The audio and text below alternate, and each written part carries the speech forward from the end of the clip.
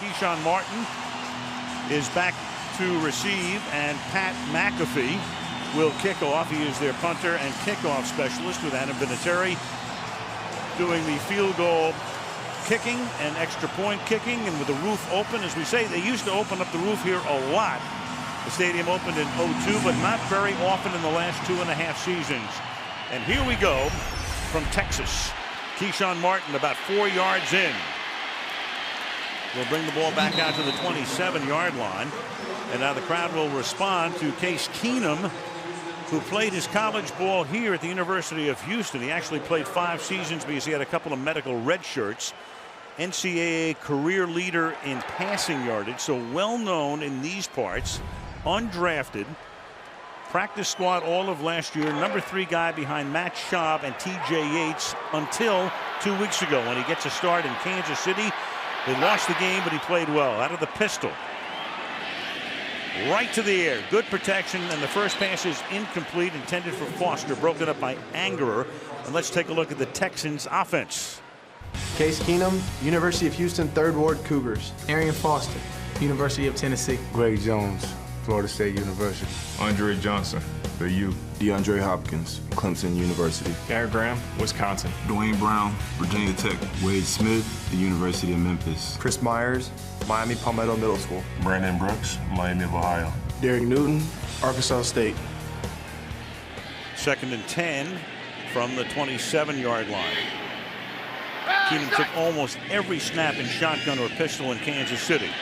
Here off the fake, being chased, gets a block, throws, caught for a first down by DeVere Posey.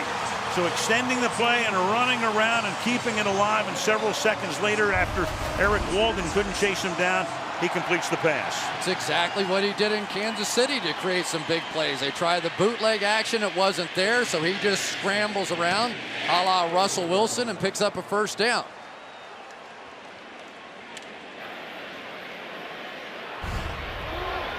There's Matt Schaub, who got off to a disastrous start this season, throwing pick-6 in 4 straight games. Then he was hurt and inactive in Kansas City. Meanwhile, Ben Tate is now in as the running back. Runs a boot to the right side, wide open, and down the field goes Andre Johnson for his first touchdown in a long time. Andre Johnson had caught 48 passes this season without getting into the end zone. And what a start for the Texans.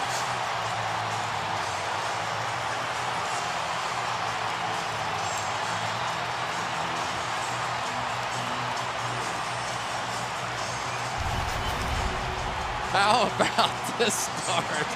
Come out here again, a little out and up to Andre Johnson, the best cornerback for the Colts. Vontae Davis bites all over it. And if you think this crowd was excited before the game, look at them now.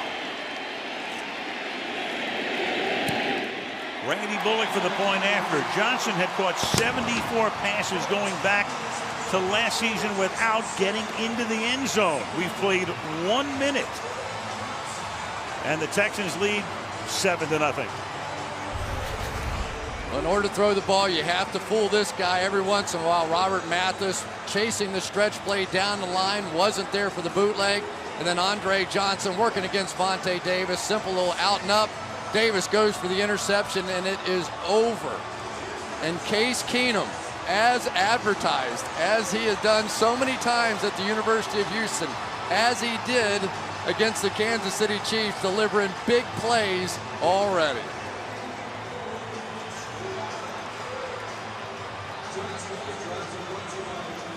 Well, you talked about the buzz, the electricity, the feeling. It's always a great feeling when somebody new can take over, and especially with the type of year that the Texans were having. And even though they lost to Kansas City, he played very well that day, and a perfect start tonight. It was so much fun talking to him. He kind of has that swagger we talked about. And he goes, what do I have to lose? He says, if I'm getting a chance, I'm going down slinging it. I don't care. I'm taking my shots. I may not get another chance. And so far, so good. Randy Bullock to kick off, and David Reed back to receive for the Colts. 4 yards in. Reed coming out with it to the 26-yard line. Brandon Harris makes the tackle. Let's take a look at the Colts starters. Andrew Luck, Stanford. Trent Richardson, Alabama. Stanley Havili, USC. Darius Hayward-Bay, Dirty Terps. T.Y. Hilton, FIU. Kobe Fleener, Stanford. Anthony Costanzo, Boston College. Hugh Thornton, Illinois. Sasa Satele, Hawaii. Mike McGlynn, Pitt. Gosder Sherrillis, BC. Well, Andrew Luck saying to us last night, you know, one of the things you worry about in a noisy place on the road, something bad happening, and how do you respond? So a minute into the game, something bad happened, and we'll see how they respond. Luck buys time, comes back the other way, and wide open is Kobe Fleener, his Stanford mate, and Fleener, who had a big night 2 weeks ago when we had them on a Sunday against Denver, gets taken down by Sharpton after a gain of 44 on the Colts' first offensive play. This is one of the toughest plays to defend in the league. You're going to fake a block with your tight end here. They go bootleg, delay, delay, delay. Now there's nobody wheeling back out of the backfield. And this game has started with a wild flair to it. It is a Texas shootout right off the bat. A minute and a half into the game. Trent Richardson is the running back. They picked him up from Cleveland in September. The fake to him. Luck has time. The pass is too high. Intended for Kobe Fleener. Let's take a look at the Texans defense. J.J. Watt, Wisconsin. Earl Mitchell, Arizona. Antonio Smith, Shaolin Temple. Brooks Reed, University of Arizona. Daryl Sharpton, the U. Joe Mays, North Dakota State University. Woody Merciless, Illinois. Kareem Jackson, University of Alabama. DJ Swearinger, University of South Carolina. Ed Reed, I was born to do this. J. Joe, Rock Hill. One guy missing, Brian Cushing, whose season ended with a broken leg in Kansas City 2 weeks ago. Second year in a row that Cushing has gone down. On 2nd and 10, going nowhere is Trent Richardson, averaging just 3 yards per carry this season. Collectively with Cleveland and Indianapolis, it'll be 3rd down and 10. Well, one thing that they are going to have to take care of today is J.J. Watt right here. Talking with Pep Hamilton, he said, I'm going to try and double team him on every play. He said, I've never seen a game wrecker like him since Randy White back in the days of the Dallas Cowboys. That time unable to get him stopped. 3rd and 10. They go 5 wide, including setting Richardson to the outside, and then it's a screen to T.Y. Hilton, and he'll fight for a gain of 6. There's a flag down, our first of the game. Referee is Bill Vinovich. That was a 3rd and 10. And the gain was good for 7 yards.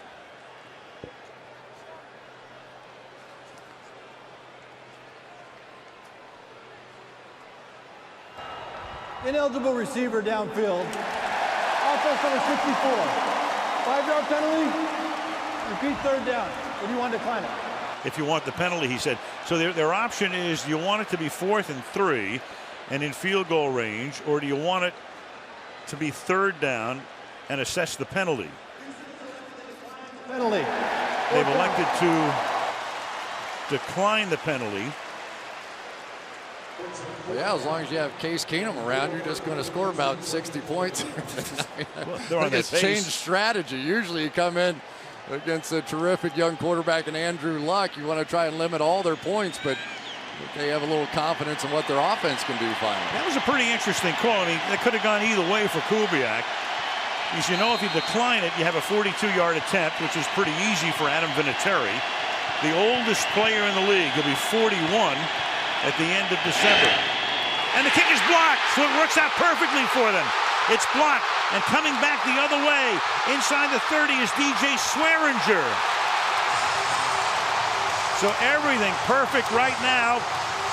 As J.J. Watt got in there, Watt's so used to swatting down passes, he'll block kicks, he'll block everything.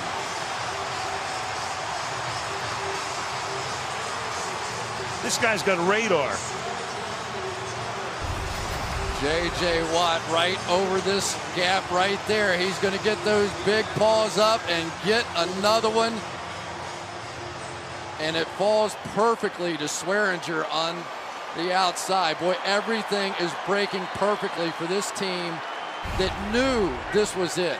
This is the game. This is their playoffs. This is the first place team. If they can't beat the Colts at home tonight, their season is pretty much done, and they know it.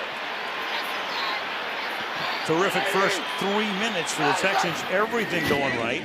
Tate's the running back. Play fake over the middle. Pass is caught. Andre Johnson, and that's a first down to the 25-yard line. Angerer making the tackle. Well, Houston really hasn't even tried to run the football as of yet. And yet just the fact that Case Keenum has been in there and they've hit some passes, they have at least established the threat of it. Case Keenum, who only ran 3 plays under center in that entire Kansas City game, their under center play action worked. 3 receivers to the right. Tate's in the backfield. Tate's going to take the inside handoff. And a gain of 6. Let's take a look at the Indianapolis defense. Corey Redding, Texas. O'Brien Franklin, Tennessee. Ricky Jean Francois, Carroll City. Eric Walden, Dublin High. Pat Anger, Iowa. Jarrell Freeman, Mary Hardin Baylor. Robert Mathis, Alabama A&M. Cassius Vaughn, Ole Miss. Antoine Bethea, Howard. LaRon Landry, LSU. Vontae Davis, Dunbar Senior High School, D.C. Vaughn starting for Total tonight. Mathis leading the league in sacks with 11.5 through their first 7 games on a record pace. On 2nd and 4. Handoff. Tate swings to the outside with those 4 broken ribs and is very close to a first down. Bethea making the stop. They're really trying to bring pressure now. The Colts defense is. They had Antoine Bethea right up on the tight end on the line of scrimmage, just trying to clog everything up. Here he is. So they've got man coverage across the board, and they are really attacking as they typically do. But that time, Tate with a nice little bounce out run, but his slide at the end of that cost him a first down. Greg Minuski looking on. His team's already yielded a touchdown right now. 3rd and 1 from the 16-yard line. And they give it to Tate, and Tate is going to get stopped in the backfield. That's Ricky Jean Francois, the first guy to hit him and made sure he could not keep those legs going and pick up the first down. So now what will Kubiak do? Is 4th down and 1. There we go, right there. Just wore out Wade Smith on that one. That's a tremendous play, and I go back again. I think if Ben Tate doesn't slide down there, he's going to pick up that first down, and now they're forced to go for it. 4th and 1, at least lining up to go for it. You've got Tate, you've got Greg Jones, the fullback, in front of him. Extra leverage with the tight end moving to the left side, Graham. And the handoff going to the running back, and he's going to get stuffed short of the first down. So it's the in vogue thing right now in the league. Almost all coaches going for it in similar situations on 4th and short. This time it doesn't work. And the Colts stop them and take over 7-0 Houston. Back inside the building. Indy stopping them on 4th down. Colts now from the 16-yard line. Toss goes to Trent Richardson. And it's a gain of 7 for him. Well, Gary Kubiak took over here. It's his 8th season. Team came into the league in 2002. Dom Capers coached the team the first 4 years. David Carr was their first ever pick. Kubiak then inherited Carr for a season, made the trade for Matt Schaub, who's been the guy since then. And Gary taking this team to the playoffs in each of the last 2 years. And each of those years they won a wild card game against the Bengals. 2nd down and 3, and looking for room this time is Richardson, and he does find it as he cuts it back to the middle, first down. Let's go back to that 2nd down run that ended up being the decisive one, and Ben Tate's going to just slide down here, and I think the referees spot the ball right there because of that slide. Now maybe you say he slipped on the play, but when you are that close to the first down, I know he has the back ribs, but you have to put your shoulders down and go get that one. And then 2 more runs could not net that yard. And Indianapolis, after taking over to the 31-yard line for a gain of 4. Andrew Luck picked number 1. Colts had that 2-14 season when Peyton Manning couldn't play, didn't know what his future would be, and of course that was the end of Peyton in Indianapolis. So with the #1 pick in the draft, when it could have been Luck or it could have been RG3, they opted for this guy, and Chuck Pagano in his second season as the head coach has found the Hope Diamond. At least he hopes he has. Getting closer to it. 2nd and 6 from the 11 or the 31-yard line, and Richardson again, a steady dose of the former Cleveland Browns back, who was the #3 guy in that draft behind Luck and Griffin. Richardson playing last year with Cleveland, and then it's interesting how everybody thought, well, the Browns, they're giving up on the season after the first couple of weeks. How can they get rid of him for a first-round draft choice? Meanwhile, Cleveland seems to be doing pretty well. They won today. They beat Baltimore. They're 4-5. And Richardson's still really trying to get on track, as we say, averaging only 3 yards a carry in a Colts uniform.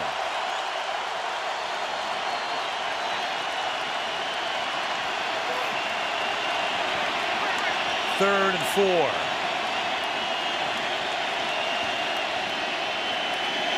And Luck, and the pass is dropped. That was dropped at the 40-yard line by T.Y. Hilton right there. Would have been a first down. In comes McAfee, now to punt. Well, there's your first Reggie Wayne kind of moment. This can't be any more wide open. Double slant, just a very basic route, and it worked perfectly. Ball thrown a little behind, but we'll keep an eye on this tonight. How many times will they not convert without Reggie Wayne in those key third down situations? And drop passes have been the bugaboo for the Colts over the last 2 years, and in good measure cost them one of their losses this year to San Diego, and it's dropped by McAfee. McAfee looking for some room to punt. He's able to get it away and does get the kick away, and he turns what would have been a little bit of a disaster with a flag down in a punt that goes to the 12-yard line. So he's running around in the backfield, and of course when you do that, everybody's going downfield. It would be a 55-yard kick, but Ineligible member of the kicking team, illegally downfield, number 58. 5-yard penalty, repeat 4th down. Which is almost certain to happen in a circumstance like that. Yeah, I think 58 and about 7 other guys illegally down the field. For McAfee, he certainly has been in the spotlight a lot lately. He already had a big tackle in this game tonight after that blocked field goal. Almost drops this one. Had the big hit in the Denver game. So he's getting a lot of attention here lately. Well, that's not the worst thing in the world. It only costs him 5 yards. It gives him a chance to kick another one. 45.5 average this season, gross. Colts special teams not off to a very good start, are they? Ooh, and that one appeared to be partially blocked. Brian Brayman came in, and it takes a good Texans bounce and finally gets down to the 44-yard line. That was a 29-yard kick. So all kinds of special teams issues early in the game for the Indianapolis Colts, with Houston leading 7-0. Oh gosh. There's Reggie Wayne going back to the locker room. Meanwhile, the Texans got away with one, which we'll show you in a minute. He said, look for all the world like part of that punt was blocked, at least partially, and a 9-yard gain here for Ben Tate. This looks like, if you're the referee, it looks like part of the ball was gotten by Brayman. Here comes McAfee. Brayman's right there, but as you can see, Brayman goes right into McAfee. The ball never touches Brayman. Thus, it should have been roughing on Brayman, and it should have been a Houston or an Indianapolis first down.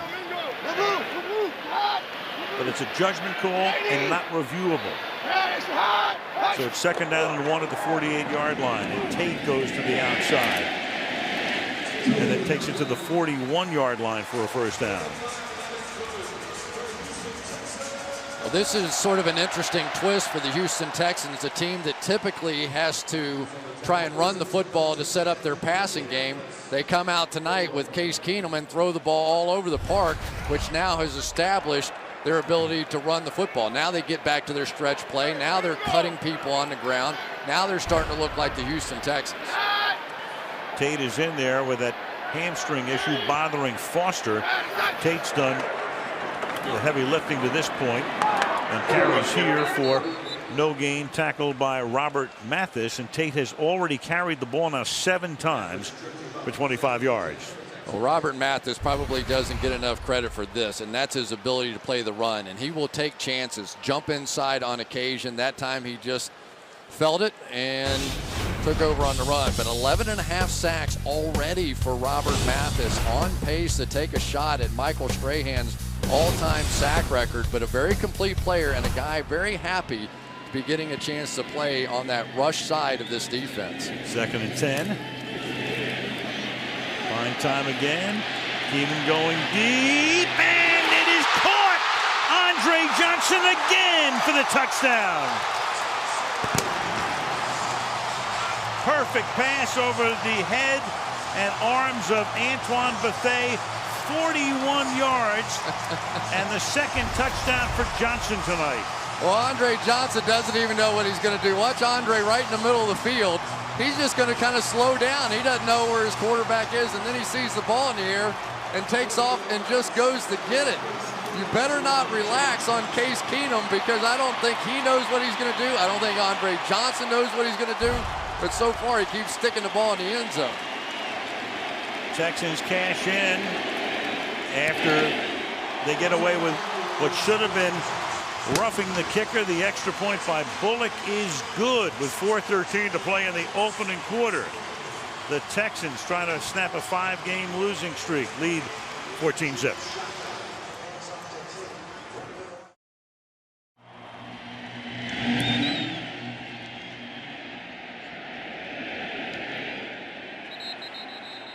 David Reed downs it in the end zone, and the Colts take over at the 20, already down by 2 touchdowns, thanks in good part to Johnson. Well, the former president, George Bush, 41, lives here in Houston.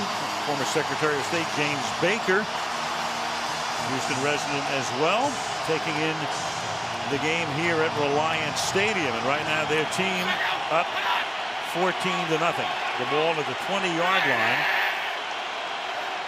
Donald Brown is the running back. Fake toss to him, and then the pass out to Griff Whalen.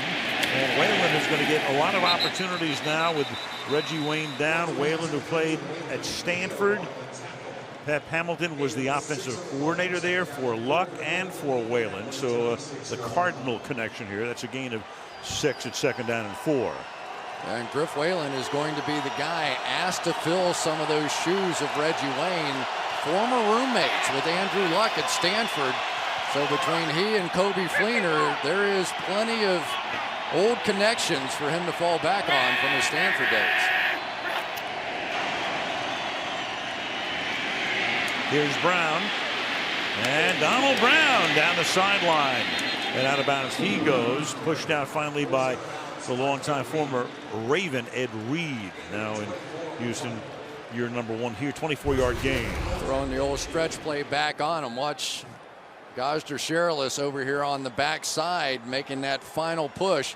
But for Donald Brown, here's a guy that really has now sort of taken over the big play role as far as the running game's concerned. They thought maybe Trent Richardson would become that, but really it's been Donald Brown.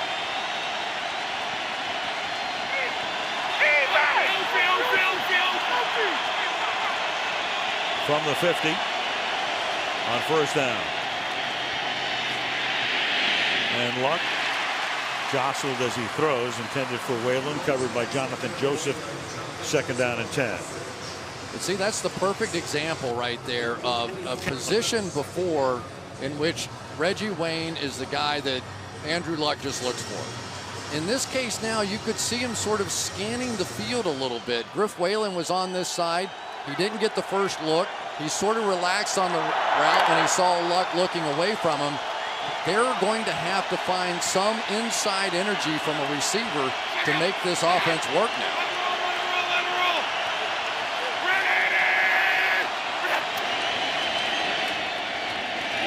Through the middle, Brown, who was their #1 pick out of Connecticut in 2009. He's been a guy who they were looking to be their ace back, but he's never been that ace back. And this year with Vic Ballard, and they brought Ahmad Bradshaw in, they both got hurt. Then they bring Richardson in. Meanwhile, Brown's doing a pretty good job. There's no denying, if you take the body of work from just this year, Donald Brown's been the better player. Richardson's averaging 3 yards a carry, and Brown's averaging almost 6. And he can catch the ball, too. And never fumbles. 3rd and 3. And Luck gets hit as he throws, and the pass is incomplete. So Andrew getting out of the pocket. Brooks Reed was there to make contact with him. 4th down. They're trying a lot of Reggie Wayne plays here. Now they've got Griff Whalen's going to come in here and try and make a pick so they can pick up this 1st down, but he just doesn't quite get it done in that situation. So once again now, we talked about Reggie Wayne during the open, and so far, dropped balls, missed opportunities, they're miss a pick. It's not been the same passing game. Been an adventure for McAfee tonight. Nose down. Backspin on the ball. And can they stop it at the 1-yard line? And getting down there, and it's Sergio Brown who gets down inside the 2-yard line and is able to down it there. So that will pin the Texans very deep in their own territory with less than 2 minutes to go in the opening quarter.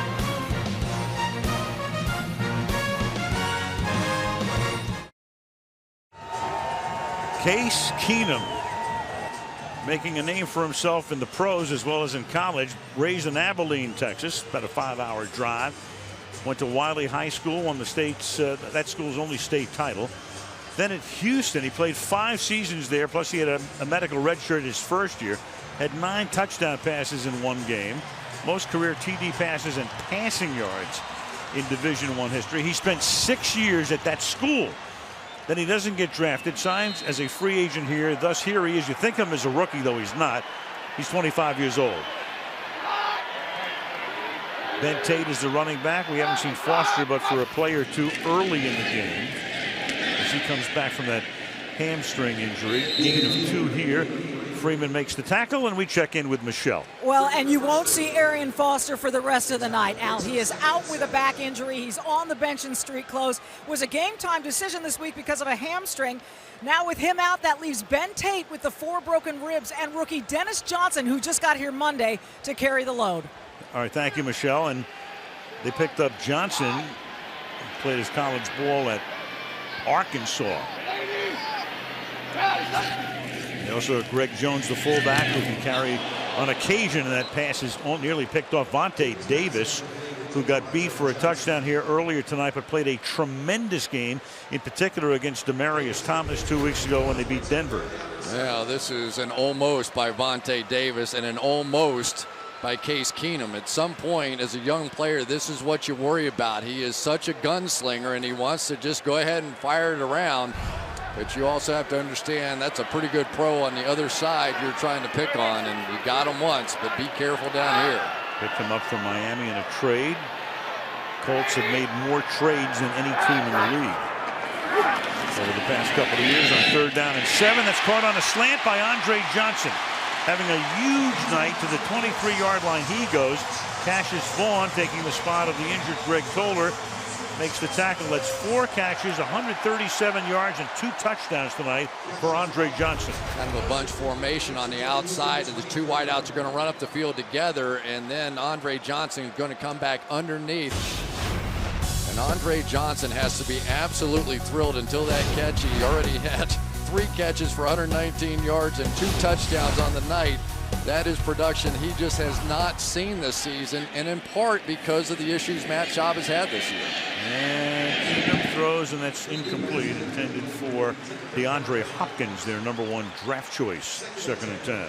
You know, for Case Keenum, you sort of say, well, how does this guy go undrafted? He set all the records for touchdown passes and yards in college, and he said, I had a terrible combine. I won't use the word that he exactly said. He said, I went out there and I tweaked my hamstring trying to be a track star running the 40, which all of us tried to do at the combine to show off our speed. But he said, after I hurt my hamstring, it was really difficult for me to make the simplest of throws. I should have not thrown on the day, but he came back, and really nobody was interested in drafting him except Houston wanted him to sign after the draft, and that's how he ends up here. You don't want to use that word? Well, it's analogous to a dice game in the casino. Yeah, if you're going to play craps at the casino, that was, I don't want to make it sound like he was swearing because that's not his style either. But, you know, he's just one of those guys when he walks in the room that he brings a little energy, and I think he's brought a little energy into this bigger room here today. A ton so far through the first quarter. It's 14-0 Texans. And NBC's Sunday Night Football from Houston continues after these messages.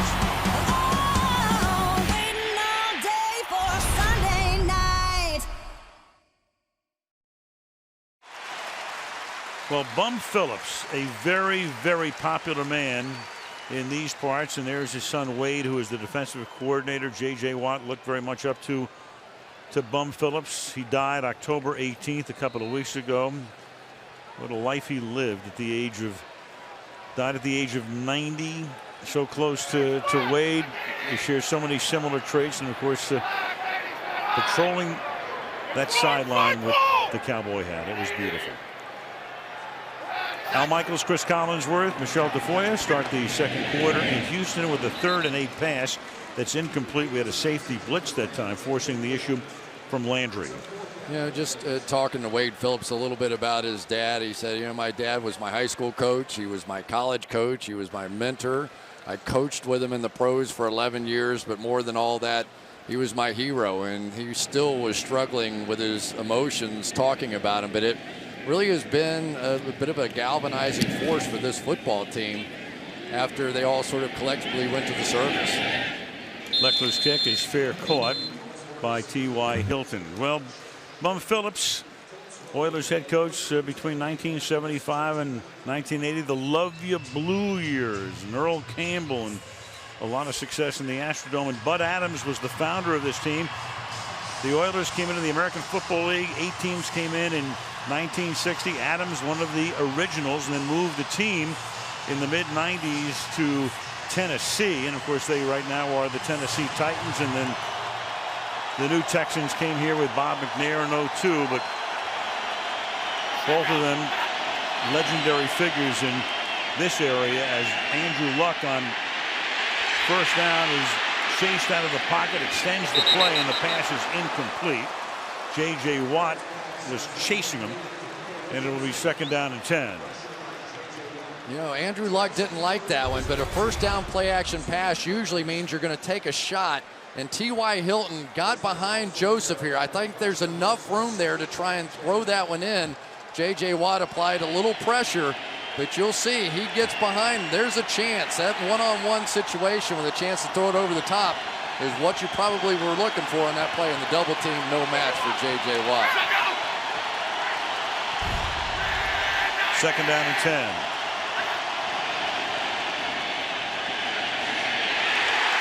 And a sack. Joe Mays played at Denver, picked him up as a free agent to help out with some injuries in the linebacker spot, and he makes it a 3rd down and 17. Well, I think what happens is Joe Mays is reading Trent Richardson here, and when he blocks, that allows Joe Mays to come on that read blitz. And so far, everything is going Wade Phillips' way. They have a bit of an intimidation factor going right now, unable to block him, and the coverage has been holding up on the back end.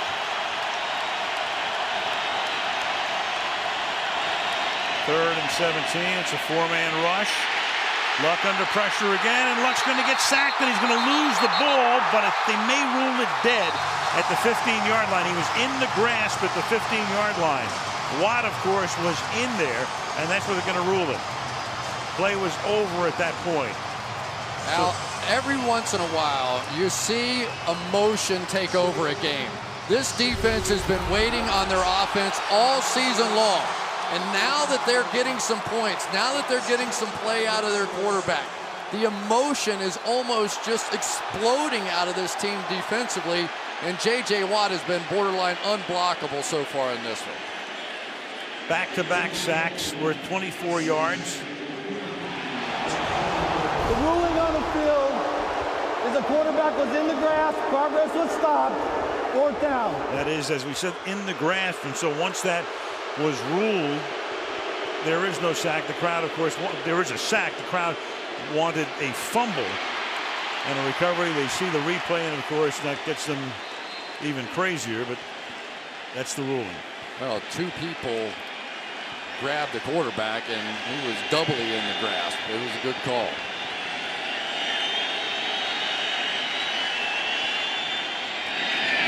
McAfee.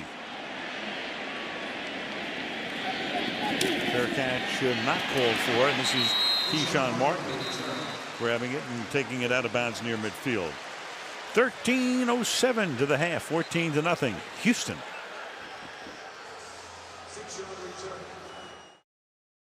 Jim Irsay, the owner of the Indianapolis Colts, went through the Manning era, then that one dark year, but that dark year led to the #1 draft choice, and there's a lot of brightness ahead, you would well imagine, with Andrew Luck and looking into the future. But right now they're down 14-0 as Ben Tate takes it to the 49-yard line. Ordinarily, you love playing against young quarterbacks like Case Keenum, but so far he's displayed a very quick release. Look at that tight motion, no wasted motion at all. Here he's in trouble, pressure coming, gets rid of the football in about .33. That's as good as you'll see in the NFL. But it's this ability that I think plays so well with this offense because of all the stretch runs that they do. You have to have some mobility at the quarterback position to come out the other side, and maybe in his 10th year, that's what Matt Schaub was missing. 2nd and 6. Tate will be about a yard shy of the first down. Well, the Texans had a bye week, and sometimes the coaches will go away and get a few days off, but Gary Kubiak felt it was too important to stay around and really give a cram course to his new quarterback, and that's exactly what he did. And speaking of coaches on bye weeks, our very best to John Fox, the head coach of the Denver Broncos, who was hospitalized in Charlotte, North Carolina, will undergo some surgery, might be out for a couple of weeks. And John, we are thinking about you, man. Get well. Absolutely are. 3rd and 1 from the 46-yard line. And with Tate seeing all of the action tonight, you have the hamstring for Foster. He's already in civvies. Tate had those 4 cracked ribs in Kansas City, and they've already handed him the ball 12 times tonight. Well, just going behind the big guys over here. Wade Smith going to get some movement on that side. And it's interesting that for all that we talked about with Gary Kubiak, how all he wanted to know was what made Case Keenum comfortable. Clearly, Case Keenum has made some adjustments too. After being in the pistol formation or shotgun last week, tonight, much more under center, getting to this run game. Now you've got Dennis Johnson, the rookie. They just picked him up, and that's a nice debut for the new Texan, who picks up 9 yards. Free agent out of Arkansas. Just signed last week. Yeah, but he did spend the preseason with the Houston Texans, so he knows this offense, went off to the Browns practice squad, and then comes back here after they had all their running backs get hurt. Watched him in practice the other day. He's got some pop to him. Now, he definitely has a little speed and excitement that he adds. 2nd down and 2 from the 34-yard line. And another sudden star right now as Johnson picks up a first down. 11 yards. Boy, it's interesting. Greg Jones that time really had nobody to block. They end up getting the double team, the edge on the outside, and there simply is nobody there. Robert Jean-Francois got hooked on the play, and right now the Texans come out throwing big bombs around the field with Case Keenum, and now they're, for the first time maybe all season since that opening 2-game win streak, they're getting back to who they are, and that's their run game. What next? You can order bouillabaisse from the 23. Tate. And he'll take the ball to the 21. Well, I tell you, the NFL, it never ceases to amaze us just when you think you know what's going to happen. I mean, 2 weeks ago we see Indianapolis beat Denver, huge win. Houston has lost 5 in a row. 3rd-string quarterback is playing 1st string. And it's all Texans tonight. Go figure. But we also know it's a war of attrition. And we know that come the second half of the season, you're going to see guys that have to play, that have to come up big for particular teams. And so far tonight, Houston has the possibility of coming out of their slump with some of these young players. It's exciting to watch. From the pistol on 2nd and 8, the pass is behind the intended receiver. DeAndre Hopkins, number 1 pick out of Clemson. 3rd down and 8. You know, you're talking about Houston. If they get on a roll next week at Arizona, and then they're home for 3 games in a row, including Oakland and Jacksonville before New England comes in. Well, and right now without Reggie Wayne, the Colts don't look like any kind of world beaters, so we have to see what they're going to become. But they need a stop from this defense right now. I mean, Andrew Luck is a fine player, but you can't get down too far on the road and still have a chance.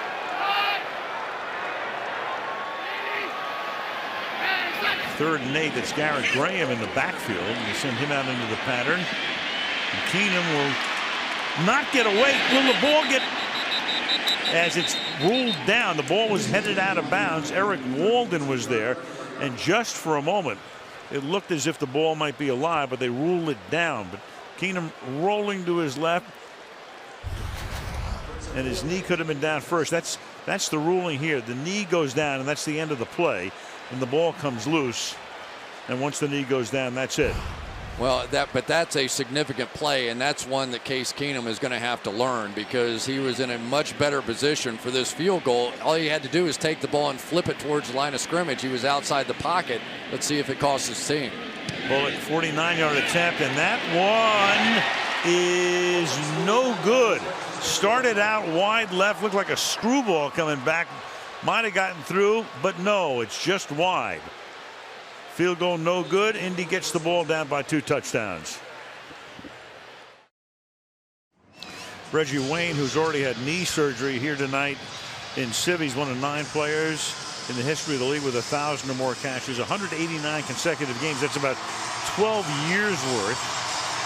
He's scored 3 or more in 71 straight games. That streak will continue when he's able to play again. That's the longest streak in the history of the league. Luck to Wayne, 252 passes, 2nd most since last year. Any QB to receiver, topped only by Matthew Stafford to Megatron. You know, Al, I have to admit, I thought Reggie Wayne was going to have an impact on this offense. I didn't think we'd be able to see it this clearly. They clearly, at least so far, don't have an answer in the slot. And Luck is 3 out of 8, and they're trying to get something going on the ground. Up to the 44-yard line goes Trent Richardson. Let me see if I can do a better job of explaining what the slot receiver is.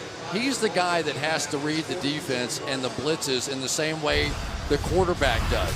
When he sees multiple linebackers or a safety blitzing, he has to know to break off his route. The quarterback has no time to make adjustments at that point. So he has to trust that at least one slot receiver is going to know what to do, and I'm not sure Luck has that same kind of trust in anybody so far here tonight.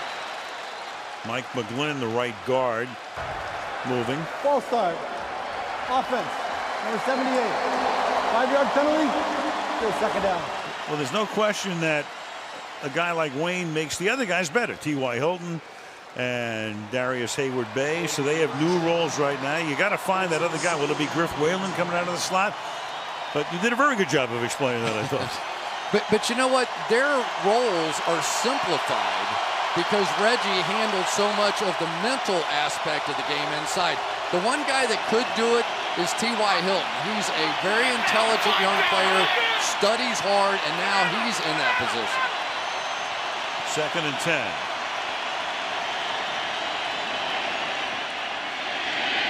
Luck fires. That's dropped. Griff Whalen, 3rd down and 10. Here's Michelle.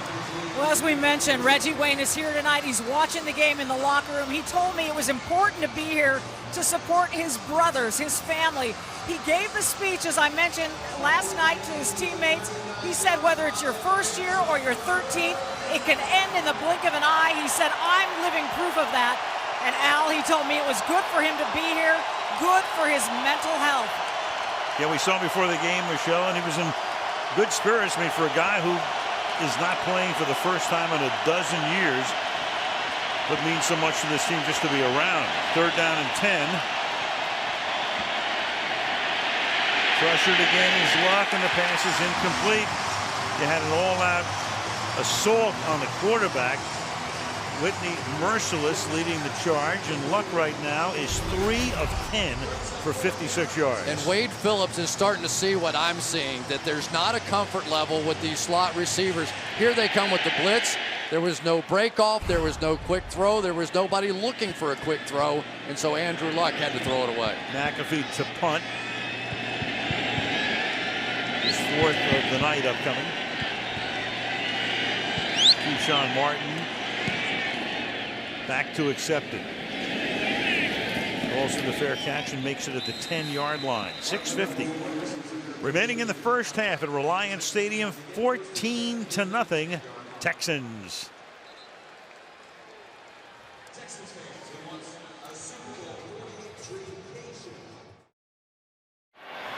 From the 10-yard line, Dennis Johnson, the rookie running back, is in there.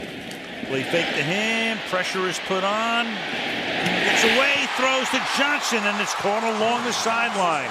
Up to the 28-yard line he goes. And in this first half alone, 5 receptions for 155 yards and 2 touchdowns for Johnson. Do a double move there and draw all the coverage, and Andre Johnson's going to come across the field.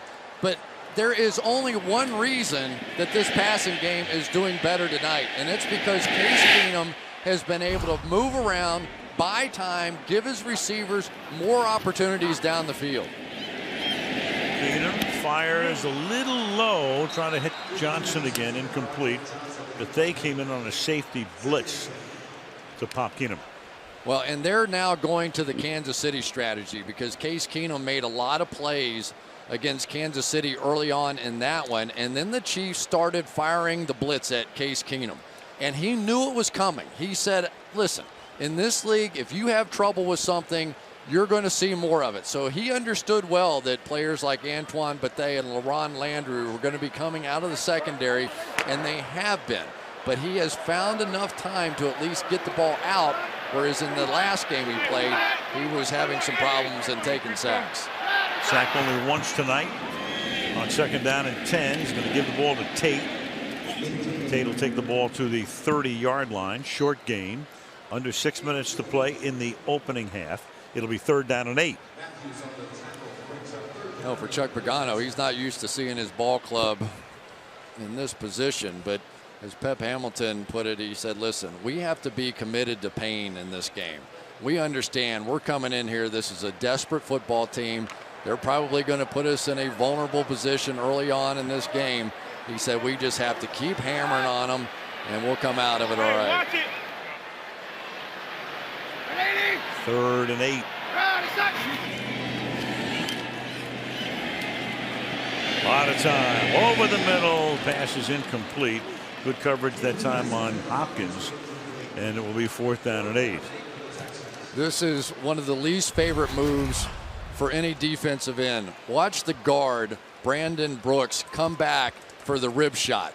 Derek Newton does a nice job holding up Robert Mathis early, and then late, the guards like to peel off late and take that rib shot, and it definitely takes something out of pass rushers. Leckler, longtime Oakland kicker, now in his first season here, a booming kick. Fielded at the 13 by T.Y. Hilton. Hilton trying to get around the corner. He will. Hilton with a good run back and out of bounds near midfield. T.Y. Hilton bringing it back to the 48-yard line. 5 minutes to the half. 14-0 Texans.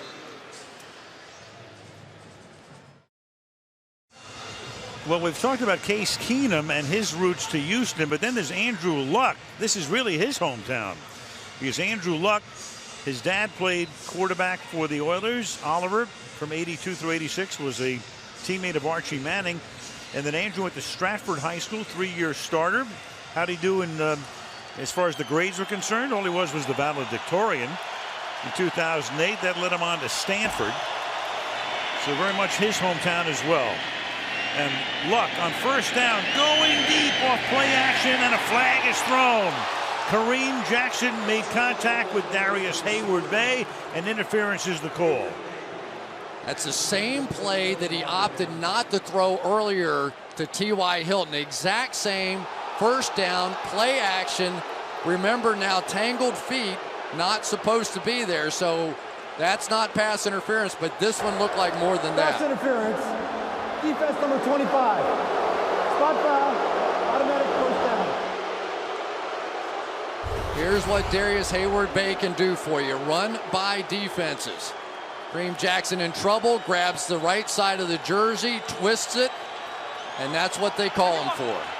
If he doesn't grab the jersey, probably gets away with that one. 46-yard penalty, first down and goal from the 7-yard line. And Brown picks up 1, second and goal from the 6. Merciless making the tackle, 4:45 to the half. You know, usually teams want to try and run at Whitney Merciless. He's much more of a pass rusher type. The Brooks Reed, the J.J. Watt side, that's the side much tougher to run against, but they get him in space here on the outside.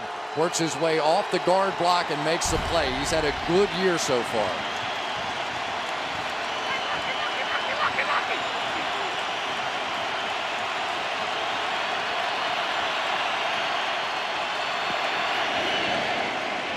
On second and goal, pressure and a sack.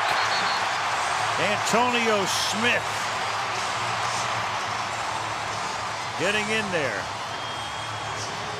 Well, first of all, you have to at least get a finger on J.J. Watt, and they can't even do that.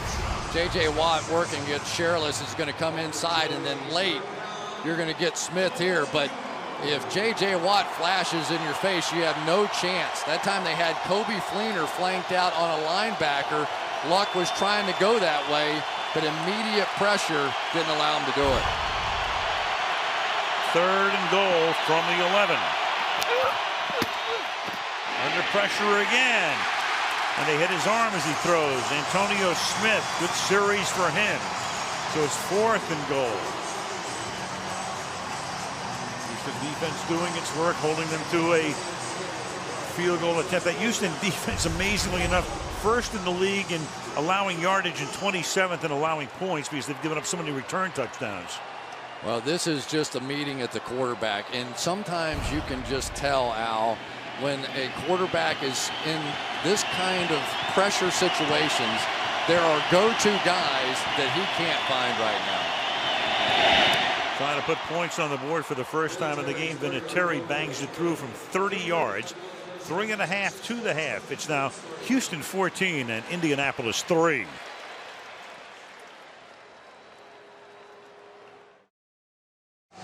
Nothing better than Case, and for Andrew Luck, he is upset. You can tell they're going to have to come up with something to slow this pass rush down a little bit. This is a team that prides themselves on being a run-first team. You just don't know that they're able to stay with it because they're behind and they're not having a lot of success doing it. McAfee kicking off. This will be run back by Martin. Keyshawn Martin. There's some room on the outside. And the ball comes loose. The ball is loose. There's Pagano in there, and he fumbles it away. So Martin down the sideline, what would have been a pretty good run back, a 30-yard run back. And the initial indication is that the Colts have come up with the ball as they umpire. I think Andy Studebaker created the fumble. Let's go back and take a look at it. There's Studebaker there. Ball's in possession. And now here comes, that's Levon Brazil that gets it out. Now does anybody, he kicks it back. Sergio Brown kicks it back. Nobody was standing on the line. I think this is going to hold up. I do too. The previous play is under review. Sergio Brown kicked it with his foot, but he was going out of bounds, but had not yet stepped out of bounds. All turnovers automatically reviewed. That's where they are right now.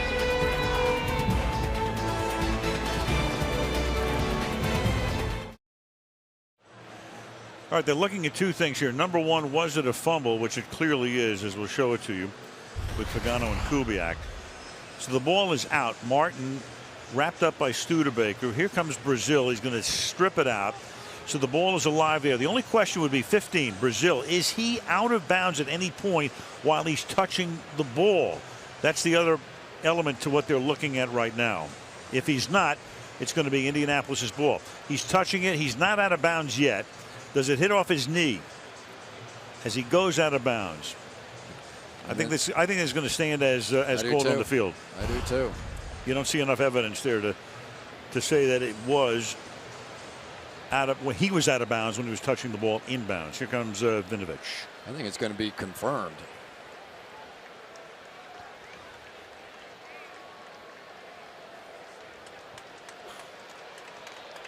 After reviewing the play, the ruling on the field is reversed. Whoa. While the ball was loose and number 15 was out of bounds, it hit his left foot. Therefore, it was a fumble out of bounds.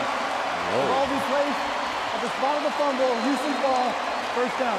Very interesting. Once again, it's clearly a fumble. We talked about Brazil. He's touching the ball. He's not out of bounds yet. But as he swipes it back, does it hit the outside of his left leg with his right arm out of bounds? Apparently, they think it did. Wow, I didn't see that ball change direction at all. No, neither did I. I mean, you have to see conclusive evidence to overturn a call. He saw it, I didn't. Nope, surprising.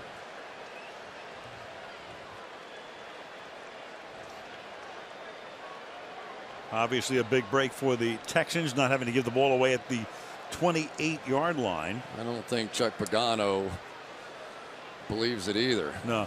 He's over there getting a full dose of this one. There was one other thing. Remember the punt by McAfee earlier on, which looked like it was blocked, but it wasn't. He could have challenged that, as we are discovering later, in terms of the ball not touching the player, and then they could have assessed a roughing the kicker foul after it was determined that the kick was not touched. And anyway, in any event, that's water under and over the bridge.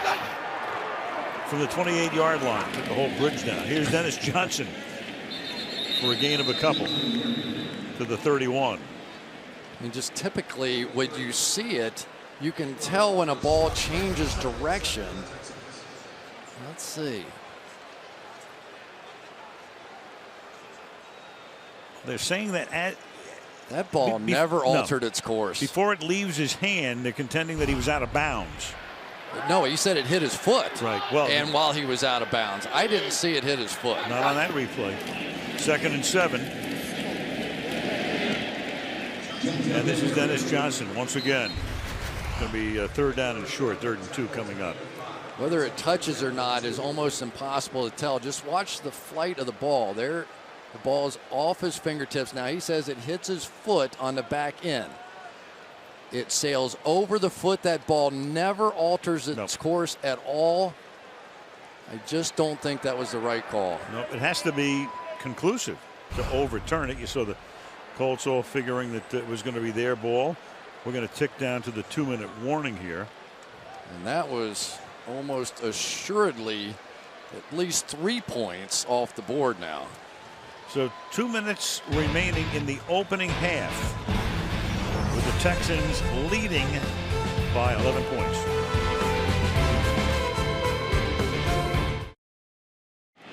Texans have the ball. They have all of their timeouts. It's 3rd down and 2 from their own 36-yard line.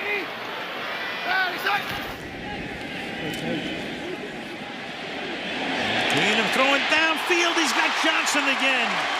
And Johnson having a monster half. Beats Darius Butler. And on a 3rd down and 2, down the field they go for a gain of 28 yards. And already tonight, 185 receiving yards for that man, number 80, Johnson. Yet another double move by Andre Johnson. Darius Butler thought he was going to do that little in and out move and come back underneath. Instead, he went deep. The personality of Case Keenum is, I would rather throw it 40 yards down the field than just pick up a 1st down, and he's lighting it up. And on the left side again for Johnson, and he had a look over his head as he was trying to stay in bounds and couldn't. On the chalk it was. It'll be 2nd down and 10.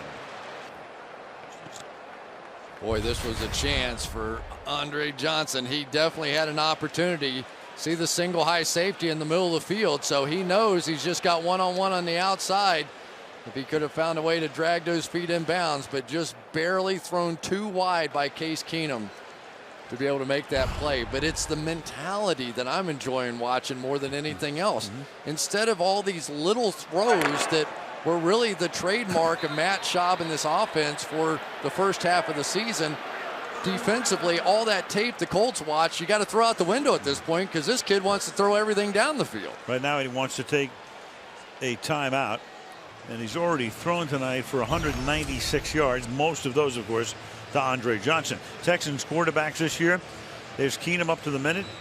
Schaub was 4 out of 10, more than 20 from scrimmage, and TJ Yates, who saw action in a couple of games, subbing for Schaub, 0 for 1 with a pick. Well, and Matt Schaub in the first 6 games of the year had 1 completion of 40 or more yards. Case Keenum had 2 last week. Already at least 2 here tonight. I'm not sure how far that one was down here, but this has been a different personality to the team. Do defenses eventually see this on tape and catch up? Yeah, maybe so, but at least so far, this dynamic is working.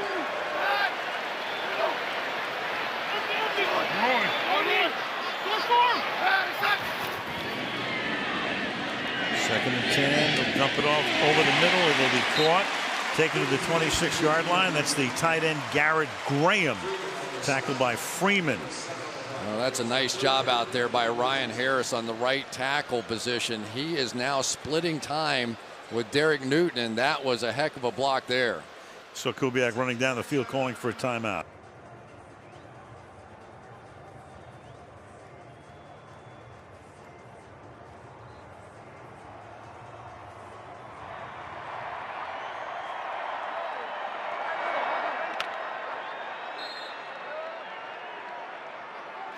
Third down and 3. 1 timeout remaining. Ball to the 27-yard line.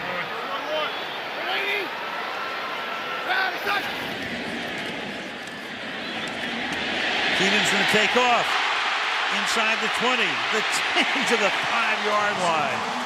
He has just electrified the whole city. He is a student of the game right here. He saw the 2-man coverage and took advantage of it. Comes to the line of scrimmage, indicating he wants to spike it. Nope. He's going to throw a fade for Johnson, and he makes the catch. Touchdown.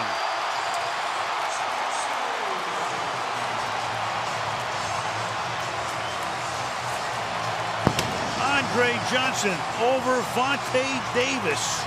7 catches, 190 yards, and for Andre Johnson, 3 touchdowns. Case Keenum said, I'm not spiking this stinking ball. I only get to play once or twice in my life in the NFL. I'm going for it. And nobody's having more fun than Andre Johnson, maybe other than the defense, watching Case Keenum light it up. Bullock for the point after. We mentioned earlier Johnson hadn't scored a touchdown all season. Hadn't scored a touchdown since the middle of December last year against Indianapolis. But the run was the key play. When he saw the 2-man coverage, he knew there was nobody left in the middle of the field. Look at the space out here. He knew it immediately. 2 deep safeties, man coverage. Here you go, just rushing 4. We talked about it with Aaron Rodgers. There's always room to step up through that 4-man rush. He took advantage. Most quarterbacks take a hit like that. They come up and spike the ball. Not Case Keenum. Thank you very much. 1 more touchdown pass for the half. 7 grabs for Johnson tonight. Johnson has 190 yards.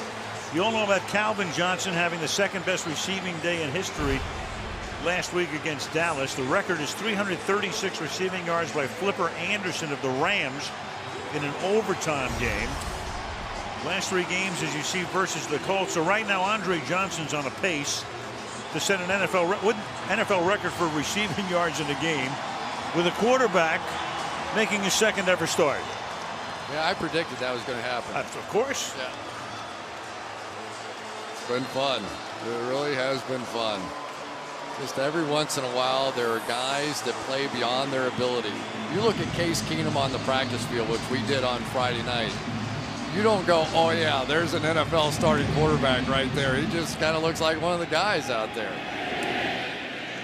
And it's down to the end zone. That drive, of course, they were the beneficiary, were the Texans, of a call that we think should not have been overturned. It was ruled a fumble and a recovery by Indianapolis and then overturned, contending that Brazil was out of bounds or it hit his foot. We don't see that here at all.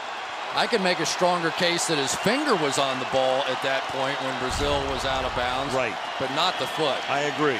One hand was out, the finger's on the ball. But in any event, they keep the ball, they score a touchdown, and now Luck has to throw it into the ground, pressured by J.J. Watt. As great as Case Keenum has been tonight, and he has just been tremendous, one of the exciting things for me to watch is this #1 ranked defense that has been so deflated so many times. You think back to all the pick sixes that have been thrown, and this defense in position to win games. Now they are playing like wild men out there. This is the kind of energy we used to see out of the Texans. Here's Brown. Donald Brown puts his head down, takes the ball onto the 31-yard line. And the Colts, who have all 3 timeouts, but appear to be content just to get back to that locker room and figure out a strategy for the second half. They're going to let the clock run down, and that's the way it's going to end. Luck has missed on his last 7 passes of the halftime. Go figure. All right, back in Houston, you heard Michelle's report. She was down on the field very close to where Gary Kubiak was. We're going to circle him as he walks off the field. Right now he's at the 25-yard line. There he is in the blue, and he will then go to his knees and collapse at the 24-yard line. And of course everybody surrounding him immediately. The medical help comes out to eventually transport him into the ambulance. And the ambulance on its way to the hospital here. And of course, as soon as we get any information, it goes, we'll pass it to you. Right now, let's go to Michelle on the field. Al, I just spoke to Wade Phillips, who, by the way, will be taking over the head coaching duties. Now, what he was told was that this trip to the hospital in an ambulance is purely precautionary for Gary Kubiak, that his heart rate was fine, that his pulse was fine, that, again, it's precautionary. And this is what Wade Phillips told me. He said, you know, with coaching, it could be that he's just spent too many nights staying up all night and he finally caught up with him. But we are looking for something official from the Houston Texans. But according to Wade Phillips, this is a precautionary trip to the hospital. As I said earlier, it looked as though Gary Kubiak was in a pretty good amount of pain and unable to open his eyes, unable to sit up for longer than a few seconds. But again, we'll follow the story. Taken to the hospital in an ambulance. When we get more, Al, of course, we'll bring it to everybody. All right, thank you, Michelle. We can only hope that's exactly what it is. Precautionary. Wade Phillips, who is dealing with 2 weeks ago the death of his father, and of course has a lot of head coaching experience in the National Football League, most recently with the Dallas Cowboys a couple of years ago. Going over some things. Rick Dennison's the offensive coordinator. Bill Kolar's a long-time assistant coach. There's a lot of experience there, but number one, let's just hope and pray that Gary is fine. And we'll get information as soon as possible about that. But the dynamic here is very, very different than anything we've ever seen. Well, I don't think anybody at this point cares about a football game. Gary Kubiak is one of the most positive people that you will ever be around in this game. And despite the losing streak and the changing the quarterbacks and all that went along with it, we talked to him, what was your message to the team? And it was always be positive. He believed in these guys. He believed in this team. And now his team, after that dynamic start, you just wonder what they're feeling coming back out here on the field. I mean, I don't know that any of them have ever been through anything quite like it. I doubt it. And Gary, 52 years old. I mean, you look at him, when you look at him physically, he appears to be in great shape, but nobody knows what the stress is and the hours these guys put in and all of the rest. So we're not going to speculate as to anything in regard to that. But Wade Phillips will take over as the head coach, at least for the second half here. then run the show. Rick Dennison is the offensive coordinator, one-time teammate of Kubiak in Denver. Meanwhile, the Indianapolis Colts will receive the second half kickoff. It was a terrific first half for the Texans, who lead 21-3. And in a manner of speaking, we get back underway as David Reed will return the kick out past the 20, the 30, and it's a good run back before he is taken out of bounds at the 42-yard line. Take a look at some of the statistics through the first 30 minutes of play, and the big story has been Case Keenum and Andre Johnson, who have combined for 7 receptions, 190 yards for Johnson, and 3 touchdowns. All 3 Houston touchdowns, 21-3. And there is Keenum, who will await his turn. Andrew Luck has missed on his last 7 pass attempts. He is 3 out of 12 for 55 yards from the 42-yard line.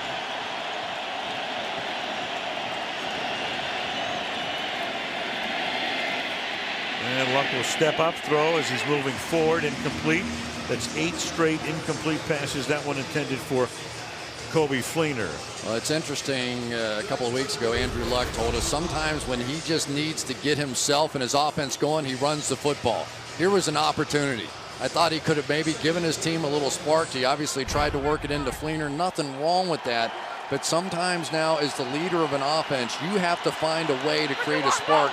And oftentimes Andrew Luck's ability to run and run over people can do exactly that. Second down and 10 from the 42-yard line. And Luck's pass is caught at the 50, and circling Hilton picks up the first down. Back to Michelle for more. Well, just spoke with the Houston Texans PR, and they said that, again, Gary Kubiak has been taken to a local hospital. They would not identify which hospital. They underscored that he did not lose consciousness, and that for now, and they emphasize for now, he's there for precautionary measures, and his family is with him, Al. Okay, that's as good as it can get at the moment, and we'll stay on top of it, obviously, but he did not lose consciousness. At the hospital right now. Luck throws to the outside. Hilton makes that catch. Joseph rides him out of bounds, and that'll be another first down. I don't know that I can come up with a parallel situation. Can you? I've never really seen anything like that. The head coach of a football team going down, and you can just feel a little bit. I don't know what the crowd knows of what's happened, but you can sort of see defensively this team that was exploding with energy. How can it not impact you? Sure. A lot of the crowd probably doesn't know any of the details about it right now. A lot of the crowd had gone to the concession stands, weren't even aware that somebody was down on the field. I'm sure word of mouth is spreading around, obviously. But Luck is going to get wrapped up and sacked, and that's Antonio Smith having a monster game, who comes in to take him to the ground. One of the problems with having to double team J.J. Watt all day is that eventually somebody else has to block somebody else one-on-one, and so far Hugh Thornton has been no match for Antonio Smith, probably their second best of the defensive linemen.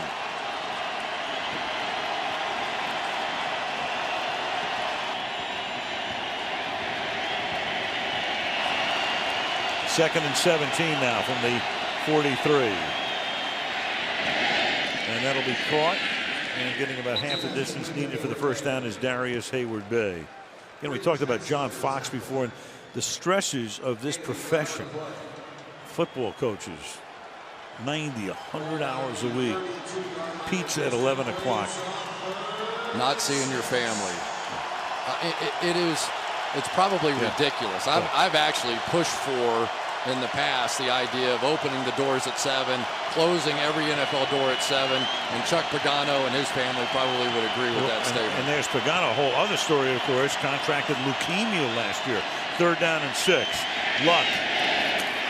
Incomplete, intended for Griff Whalen. Flag comes in, though, at the end. Getting up slowly is Bryce McCain. Get the call from Vinovich.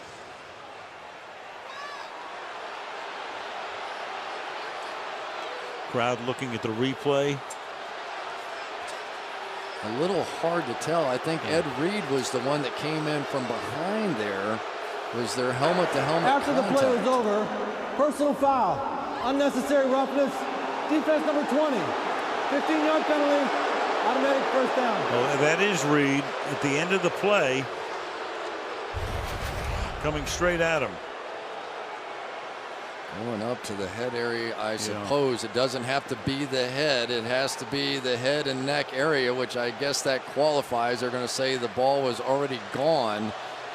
Wasn't exactly one of those devastating blows. And for Ed Reed, he is in a battle for playing time now.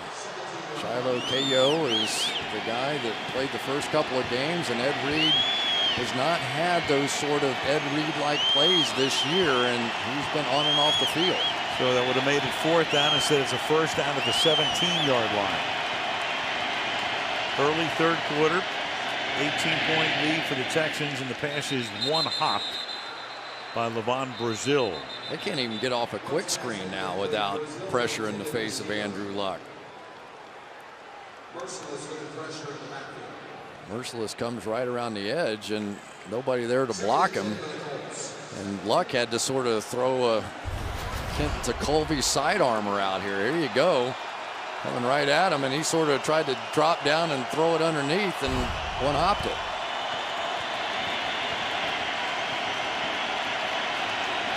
Second and 10 from the 17.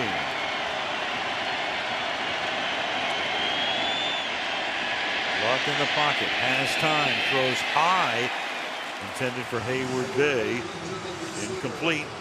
Third down.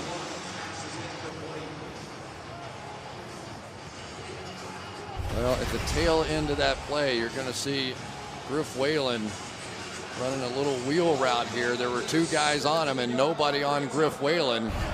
But again, if that had been Reggie Wayne in the slot, that would have been his first look. You could see he looked left. There was nothing there on that side. I think it was T.Y. Hilton on that side. And there just is a discomfort level right now with Andrew Luck.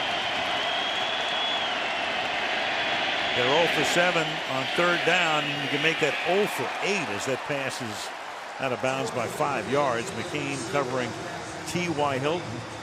Andrew Luck is 6 out of 20 for 89 yards. Well, the guys down the field really are not winning the battles. And even though Griff Whalen was open on that last one, that was a golden opportunity, a blitz that was picked up, and their best receiver left on the field, T.Y. Hilton, one-on-one, and he was unable to get open.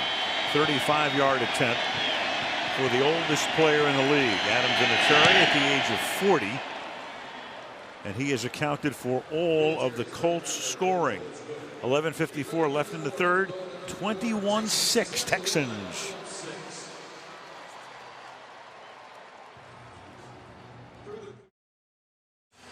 Texas. Friday Night Lights in the NFL. Drew Brees, Nick Foles, Westlake Austin, Ryan Tannehill, Big Springs, Andy Dalton, a Texan, Christian Ponder, Robert Griffin III, of course, Matthew Stafford went to Highland Park in Dallas, Luck here in Houston, Case Keenum over in Abilene, and around the league, Nick Foles, meanwhile, 7 touchdown passes today for Philadelphia at Oakland.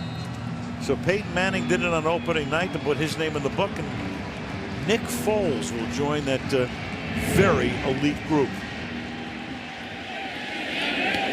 And coming out from 9 yards into the end zone comes Martin, but no Cordero Patterson here. Tackled at the 12. So tonight, Luck can't get on track. Keenum's been great. 3 touchdown passes, all to Andre Johnson. Luck's been sacked 4 times. Texans dominating the game, and there it is by distance. 11 plus. You got Luck 1 out of 6, and they can't convert. The Colts can on third down, where they are 0 for 8. Houston is 4 for 8.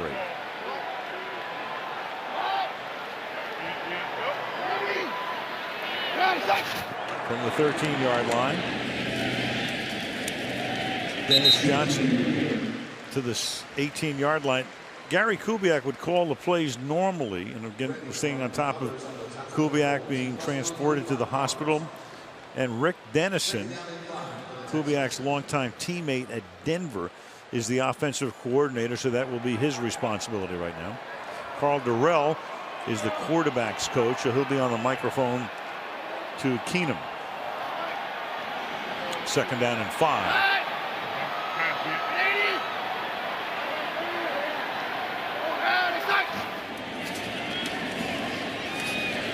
And the handoff to Dennis Johnson, but going nowhere. Loss here of 3. 3rd and 8. Tate comes back in.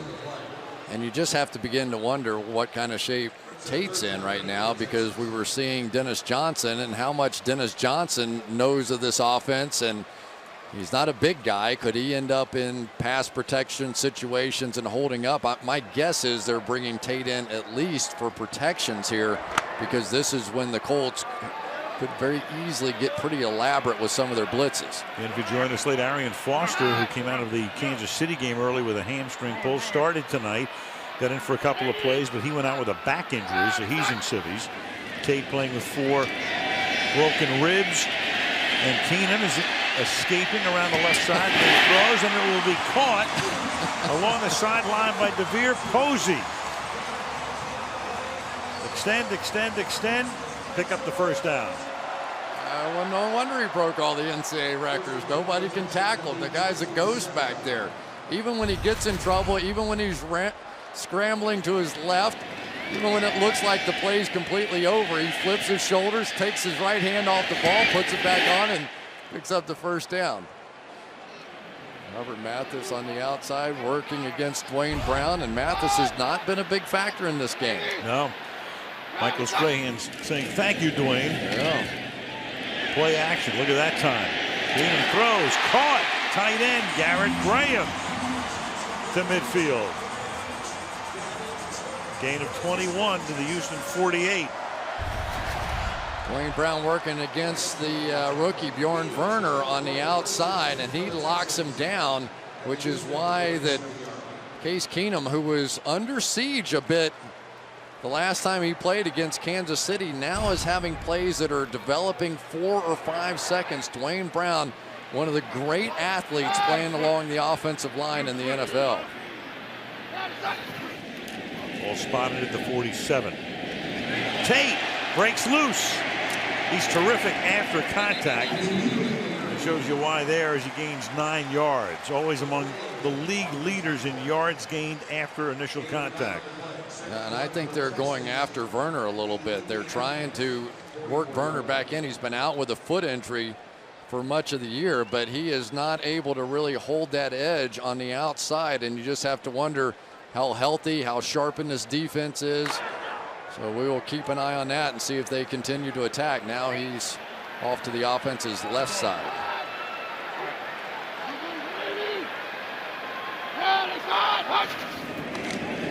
There they go. Tate, 2nd and 1.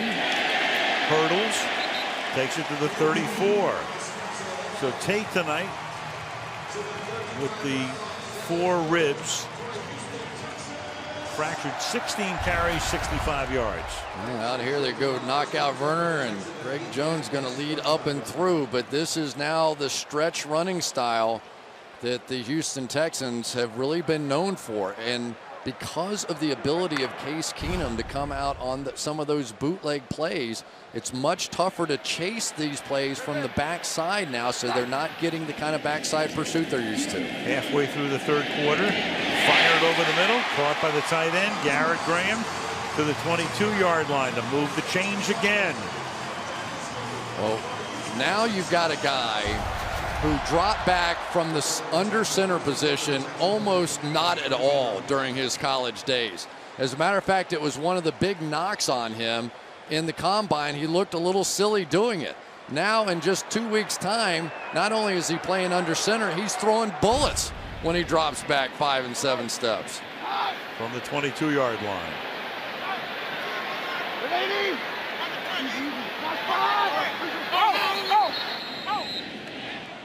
And before the snap, we've got a false start. False start. Offense number 84. 5-yard penalty. still first down. Ryan Griffin. You know, Chris, you think about Case Keenum. Here's a kid, good high school career in Abilene, across the state. Gets one offer, Houston. Winds up going there, the University of Houston. Doesn't get drafted. He was afraid he was going to get drafted at the end of the 7th round by somebody because he wanted to come here, and Gary Kubiak had called him to say, hey, look, if you don't get drafted, we're going to sign you. And all he had to do was move down the block.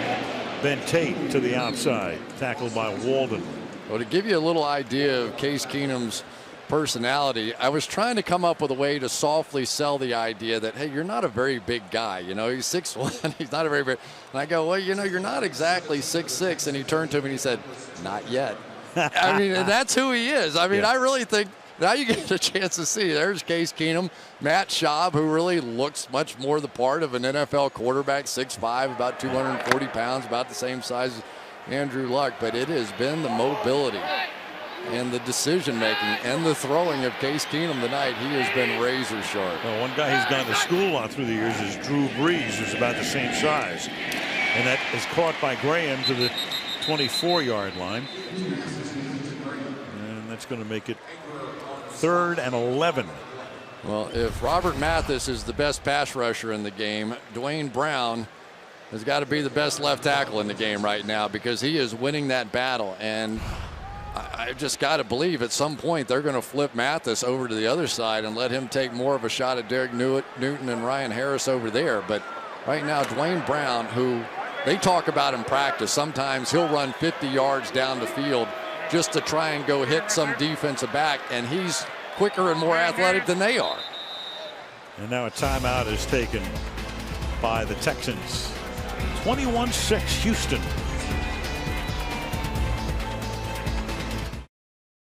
Well, there's Rick Smith, the GM exec VP, Robert McNair, who founded this team in 2002, got expansion franchise for Houston. Major figure in the horse racing world for years, looking on. Right now, their coach, Gary Kubiak, who picked us up a little late, collapsed at halftime, was taken to the hospital. And we hear it for precautionary reasons, at least according to Wade Phillips, who's the head coach at the moment. Ben Tate makes the catch out here in the flat. Tackled there by Darius Butler, and they'll bring in the field goal group.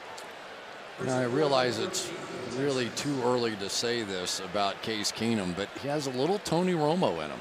The quick release, you know, the undrafted guy coming out of who would have thunk it and all that kind of stuff. And he's a long way from there, but this has been impressive so far. All the mobility skills. 43-yard attempt for Randy Bullock. Spent all of last year on the injured list.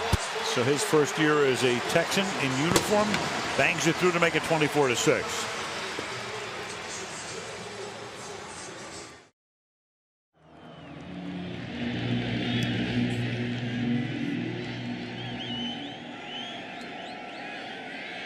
David Reed will take this kickoff back to the 22-yard line.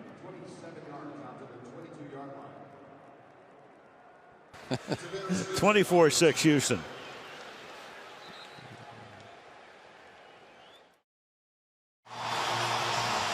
If you join us, like Gary Kubiak, the Texans head coach, collapsed at halftime, taken to a hospital. Michelle, you have an update for us? Well, I do, only that the Texans are saying it was not a heart attack. That is one thing they are telling us, according to the Texans, they can eliminate from the scenario. Other than that, they have no updates, Al. All right, that's great. So Gary Kubiak at a local hospital. Wade Phillips is the head coach for the rest of the game, the defensive coordinator. They lead by 18. Luck, play fake, almost gets sacked. Has it batted in the air, and it's incomplete. All kinds of pressure. Hands up in his face. And Luck now is 6 of 21. So Gary Kubiak, 52 years old, head coach here since 06. He right now is at the 24-yard line. You see him bent over as the teams were vacating the field. Put him on the gurney, got him into an ambulance, took him to a local hospital. But as Michelle just said, they are ruling out a heart attack. Great news. And if you need somebody to steady the ship, there's the guy. Wade Phillips has been unflappable his entire career, but I'm sure his heart is heavy thinking about his good friend. 2nd down and 10 from the 22-yard line. Luck throws, that's caught, and then trying to get that first down, and then losing the ball, but he was down as Levon Brazil. Knee down, ball out, but after the play was whistled dead. Brazil picks up 9, 3rd and 1. Chuck Pagano, what a story he is. 2nd-year head coach. You recall last year, discovered that he had leukemia. After he gets the job, he's in the job for 3 weeks. They have a bye week. And I'll tell you what, that turned out to be a blessing that he had that bye week then. 3rd and 1, and the pass is caught, but Stanley Havili was spotted very close to the first down, right on that yellow line, and taking a look. And will they bring the chains in? Don't have to. 1st down. But you look at Pagano last year. They have a bye week early, which is what you don't want. But he was fatigued. He had bruising. His wife was saying, "What are you doing?" Showing him how to block and tackle. They sent him to a doctor, and the doctor did not let him out of the office before they put a line on him for chemotherapy. That's how serious it was at that time. Of course, Bruce Arians took over. Chuck came back. Chuck Strong was the big phrase in Indianapolis. There he was, diagnosed, hospitalized September the 26th. After getting, his dream job. Chuck Strong. You saw those signs and emblems all over. Comes back, loses his hair November the 4th. Back with the team. Returns to coaching at the end of December.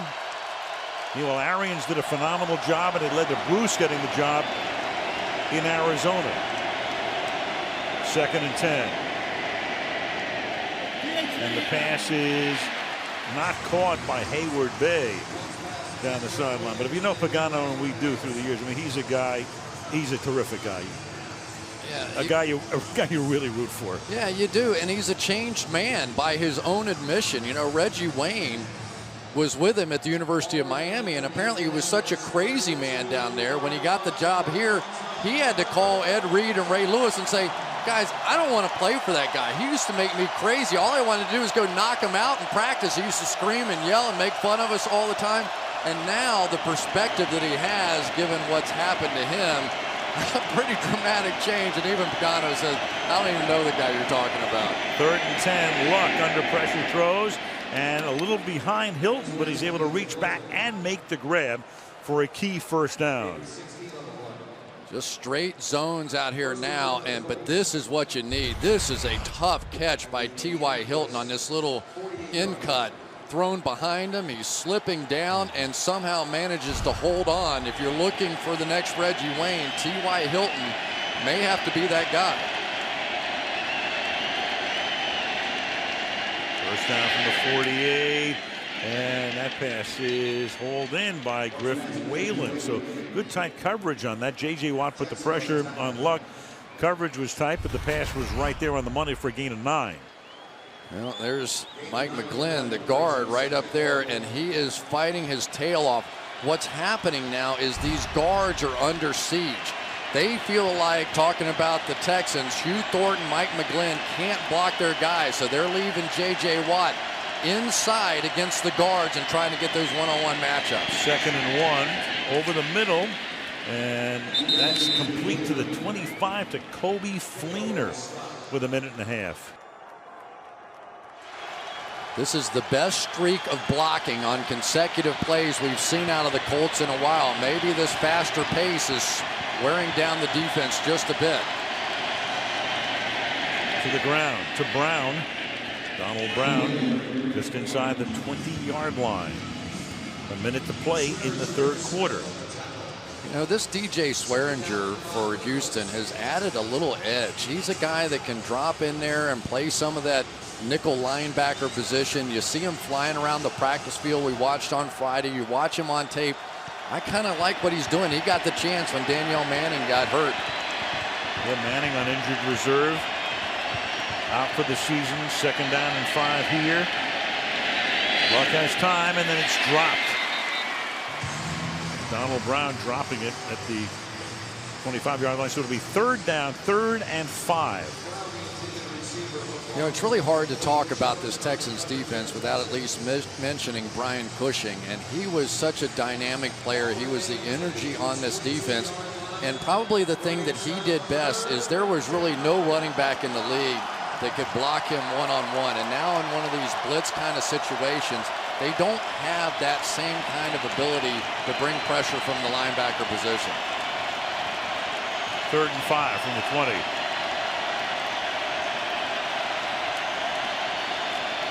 Blitz coming. Flushed out. Watt chases him. And incomplete down the sideline that goes into the end zone. Flag is thrown. Might be roughing the quarterback as Luck got hit just as he threw it. Roughing the passer. Defense number 51. After this is the goal. Automatic first down. That's Cushing's replacement, Darryl Sharpton, the oft-injured one. All right, Al. I've got to say this. This rule makes me a little crazy. He's not out of bounds, right? He's leaping. He doesn't have a foot out of bounds. And yet the rule is, and I've checked on this one, that if the quarterback is in that position and going out of bounds, you're not supposed to hit him here. But in reality, he's throwing the ball to beat you going out of bounds. So you're asking these guys to not play out the play in order to protect the quarterback. You're giving such a decisive edge to the offensive side of the ball. Damned if you do, damned if you don't. Don't like it. 1st and goal from the 10.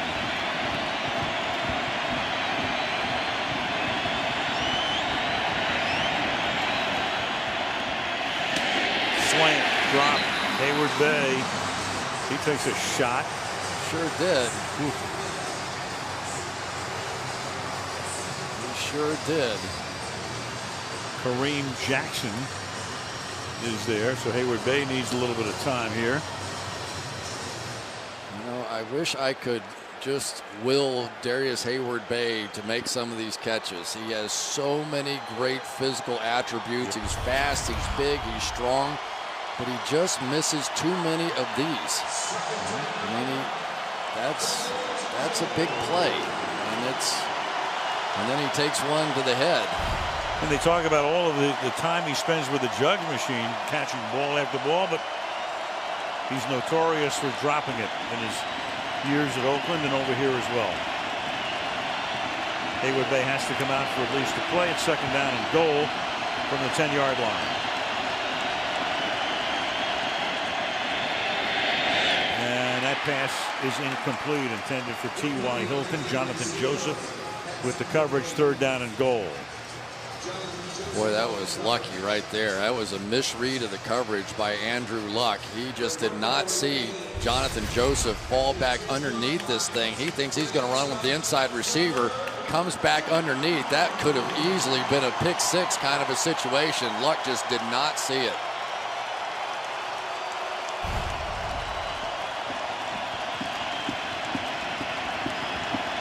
Well, here's Kobe Fleener flanked out wide to the right.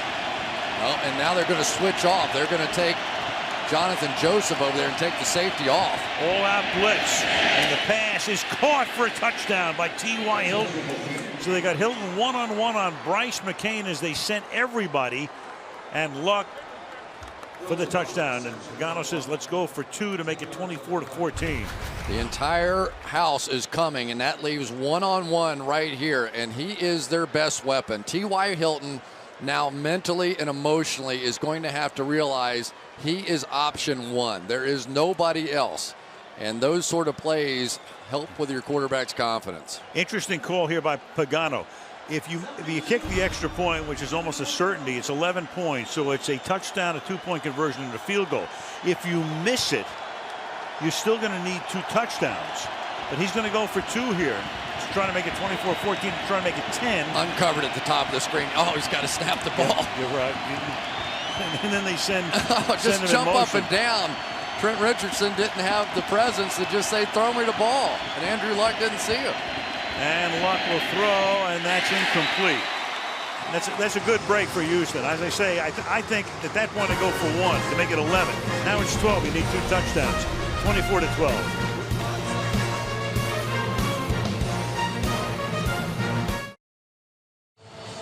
communication so key with your wide receivers, and tonight maybe not going so well. Watch Andrew Luck here trying to signal to the outside, and he's about to bang his head to death there trying to get this signal going. Tried to get it to Griff Whalen. Unfortunately for him, coming wide open across the field was Kobe Fleener. Didn't see that one. Would have been easy. 24-12. 5 seconds remaining in the third quarter. And 8 yards in. It'll be down in the end zone. You know, as a general rule, it's hard to go for the 2-point conversions until there's sort of that moment in the fourth quarter, because sometimes those 1-pointers just add up, don't they? There's very little upside to going for 2 in that situation. As I say, you want to be in a situation where you need a field goal and a touchdown. You're going to have a 2-point conversion anyway. So why go for it there to put yourself in a position where now you need 2 touchdowns? If they get a field goal here, you're still going to need more than a touchdown and a 2-point conversion.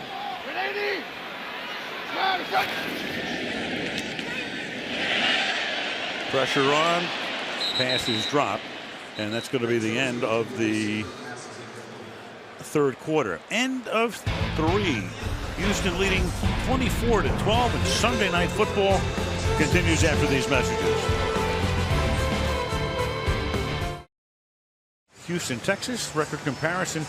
Colts 5-2 coming in. Texans the reverse. But if the Texans win this game, they'll have a better conference record and a better division record. They'd be 3-5 at the halfway mark, with Arizona on the road next week and then 3 home games. In Tennessee, just the game back of Indianapolis if they lose here tonight after their big win today. In St. Louis. Fourth quarter begins with a 2nd down and 10, and Johnson, the rookie running back Dennis Johnson. Arian Foster went out very early tonight, so question becomes now whether Arian was going to be ready for action even next week. He had a bye week after the hamstring injury, and a back injury puts him out of here tonight.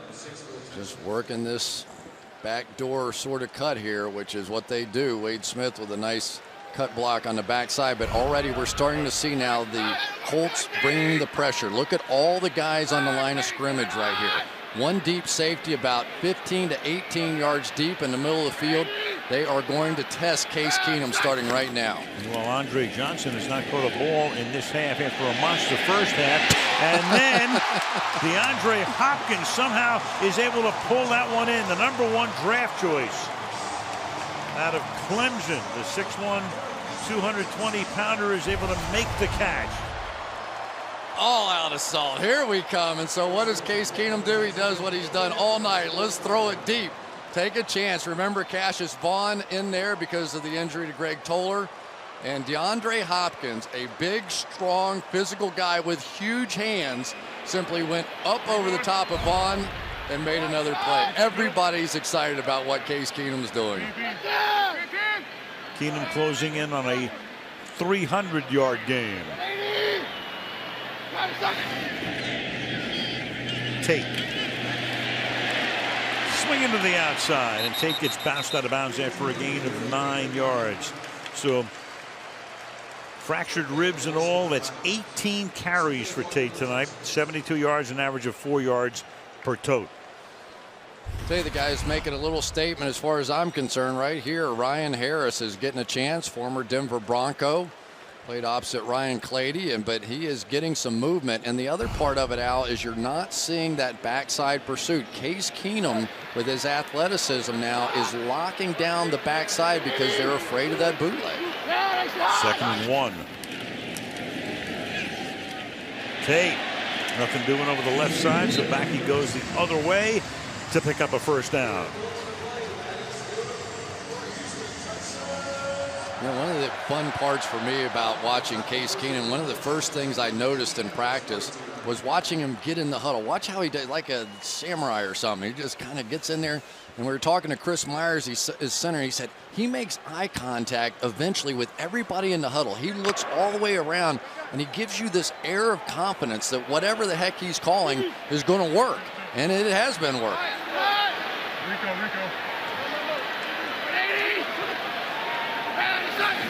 From the 32. And he's going to keep it.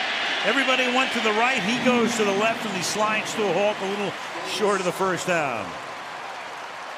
Love that play. Well, you know, what happens is those stretch start working, and now Robert Mathis slams off the edge, and Case Keenum said, shoot, we used to run this in college. That's no problem. Here's the first down for you. And if Garrett Graham had any idea he was going to do it, he might have blocked.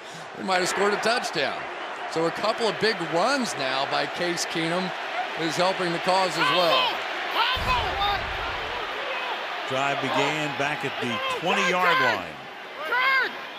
Second down and 3.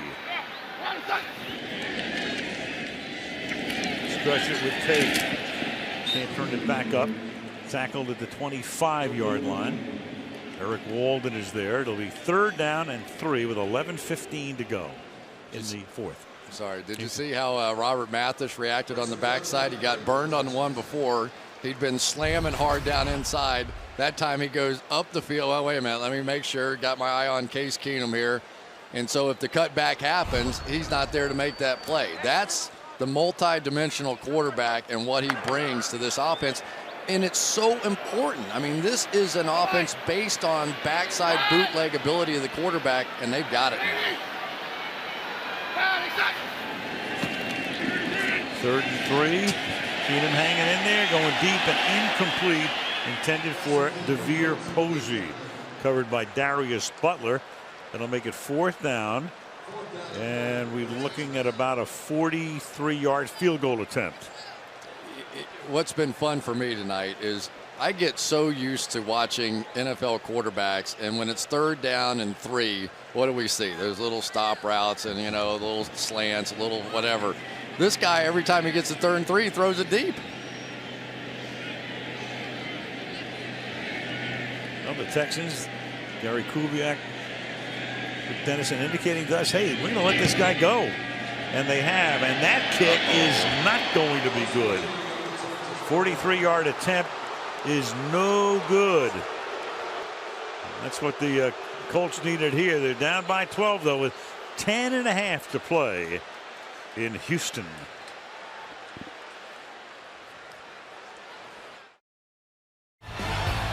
So after the missed field goal, Colts have it first down at their 33. Trent Richardson, the running back, and he'll take the pass out the flat, skip a tackle, still on his feet and fighting his way for very close to a first down and may even have it. Well, we've seen this a little bit more out of Trent Richardson. It started a few weeks ago and just a couple of open field plays. I think he has that kind of ability.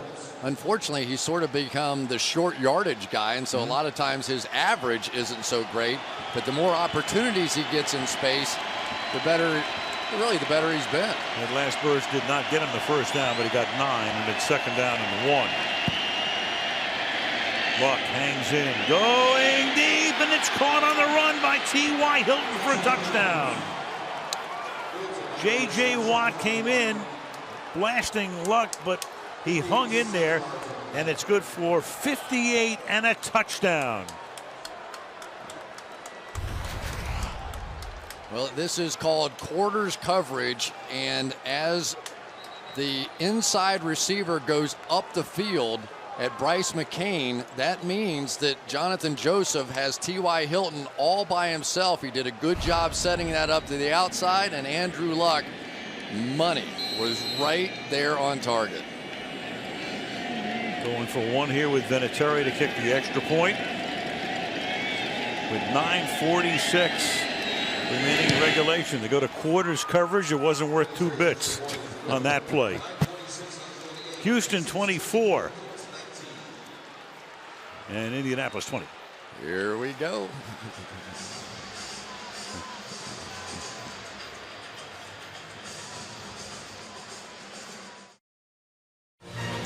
Five-point lead for Houston. A lot of stuff tonight looming large, including a couple of missed field goals. 2-point conversion that was no good by Indianapolis, back to the touchdown we go to Hilton. Well, once McCain gets any action at all going up the field, that means you have one-on-one coverage on the outside by Jonathan Joseph. And Andrew Luck knew it, despite the fact that he took the shot that time by J.J. Watt. He stood in there, he saw this coverage all the way, focused in on that safety, and just before Watt got there, delivered a strike. So the Texans, who had an 18-point lead at the half, have a 5-point lead. And they'll keep it on the ground here with Dennis Johnson picking up about 3 yards. Of course, Andrew Luck on the other side is the master of that fourth quarter comeback. He already has 9 game-winning drives in a year and a half in the league. That means coming from behind in the fourth quarter or winning it in overtime.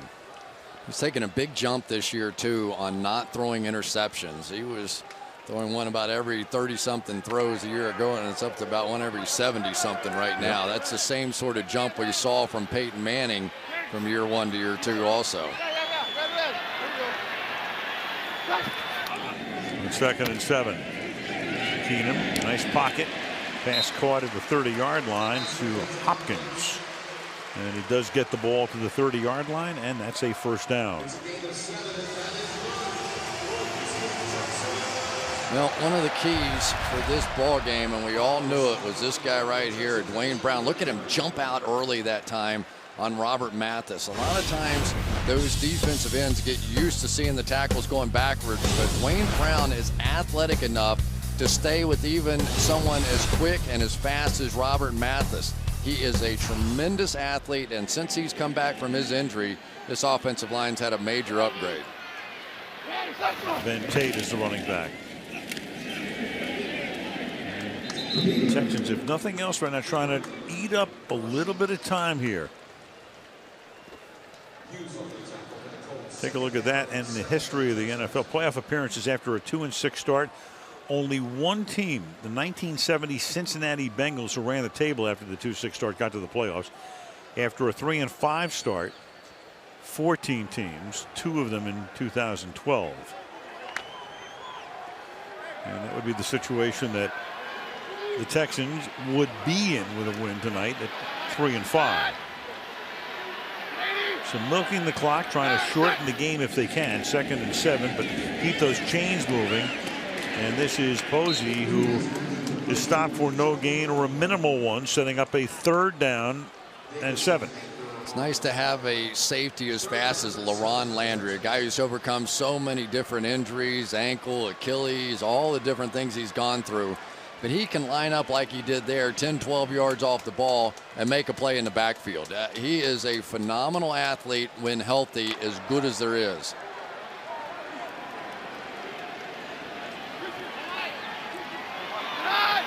Seven minutes left in the fourth. Mathis over on the top of your screen now. We need a pressure. 3rd and 7. Here comes the pressure, but the pass has gotten away, and it's Andre Johnson. The Colts are saying, of course not. The officials are checking with each other. He's saying they juggled it. Is Pagano, but the officials come in and say it is a catch. I don't know. I think Andre Johnson was bobbling the ball at the end of this throw. Let's see. Well, nobody had a better shot than Pagano if he's going to challenge. Watch right here. Let's see.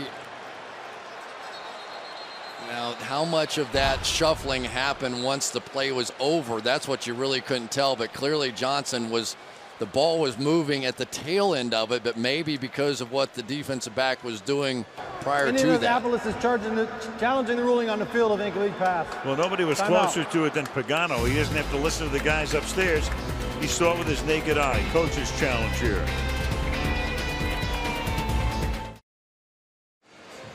All right, so we're still waiting for the ruling here. This is extremely close. Let me take a shot. Here we go. Ball catch. The ball's not moving here. And now late, Darius Butler is going to flip it out of his hands.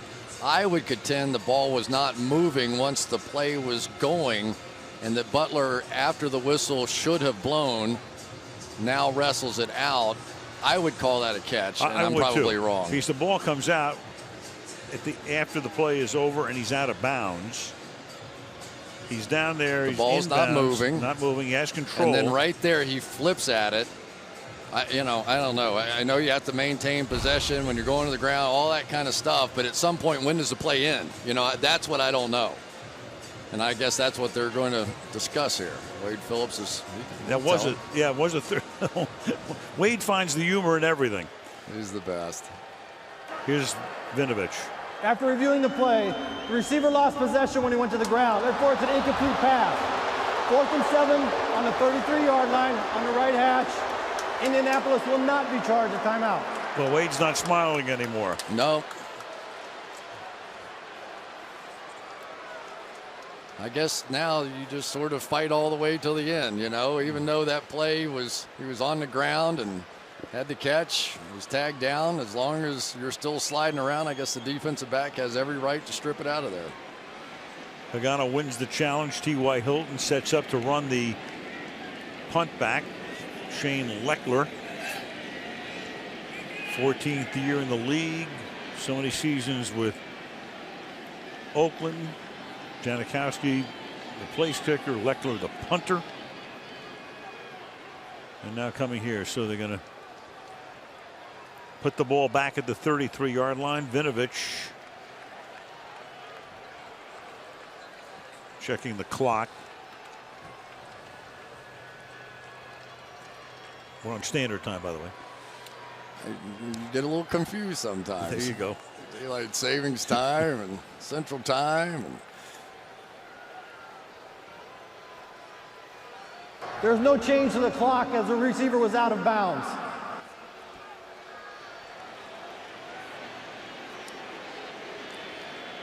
All right. Things getting a little tense around here right now. I'll say. After what looked like just a walkover win, the Colts have had a way of finding a way to win against these Texans. Leckler's punt. Oh, and it comes back the other way. Takes a great bounce for Indianapolis. All the way back to the 48-yard line. It's a 19-yard punt, and we go to Michelle. Well, Al, still nothing new on the condition of head coach Gary Kubiak. Here's what we do know. At halftime, you see him circled there in the video. He went to a knee, collapsed on the field. He was down for several minutes, tried to sit up, eventually was taken off on a gurney, put into an ambulance, and was accompanied by his family to a local hospital. Now, according to the Texans, he did not lose consciousness at any time, and he did not have a heart attack. Again, that's according to the Texans, who tell us he was taken to the hospital as a precautionary measure. We're continuing to await news, Al. All right, thank you. Michelle staying on top of it. One of his sons, Clint, is an assistant coach for the Minnesota Vikings. They were flying back from Dallas after the game. So, in the family. And Luck will throw, and that's incomplete. T.Y. Hilton, the nearest to it. It'll be second down and 10 with 6:03 left in the fourth. I don't know exactly what happened on that play, but whatever it was, Andrew Luck was anticipating that Hilton was going to break to the corner, and he went to the post. But this is one of those moments now. We've seen it in the past. Andrew Luck will begin to run a little bit with the game on the line. He did a great job of it against Denver. He did a great job of it against Seattle.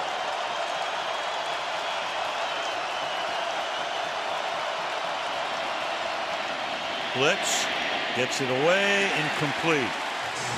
Whalen over the middle, couldn't hang on. It'll be third down and 10.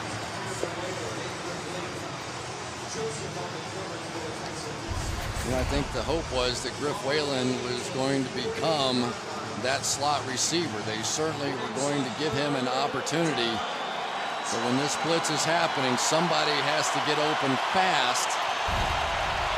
Not fast enough. Well, they're minus one of their starters, Darius Hayward-Bay, who was shaken up on the last series, and he's not in there. You got Hilton, you got Brazil, you got Whalen, and you have a third down and 10.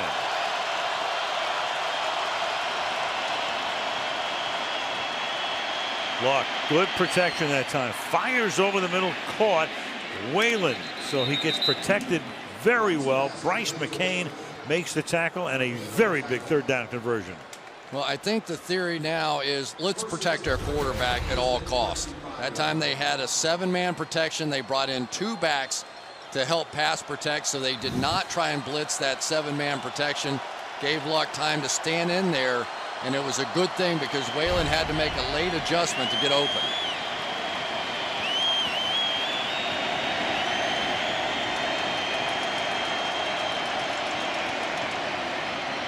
Four-man rush, dump it off to Richardson.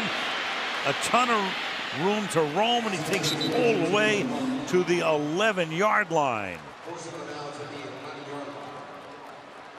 Well, you get a man coverage here, and the wide receiver is going to come down and block the man coverage. The cornerback behind him chased him because that was his man going down to block, and so there was nobody left on that side of the field. Under 5 minutes to play. First down at the 11.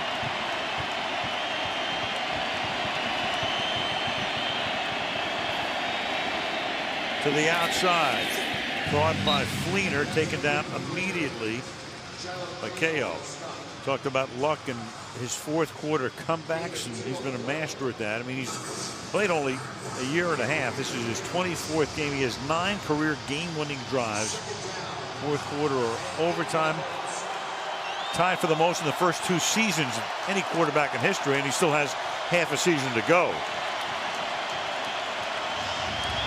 There's Fleener flanked out to the left, one-on-one.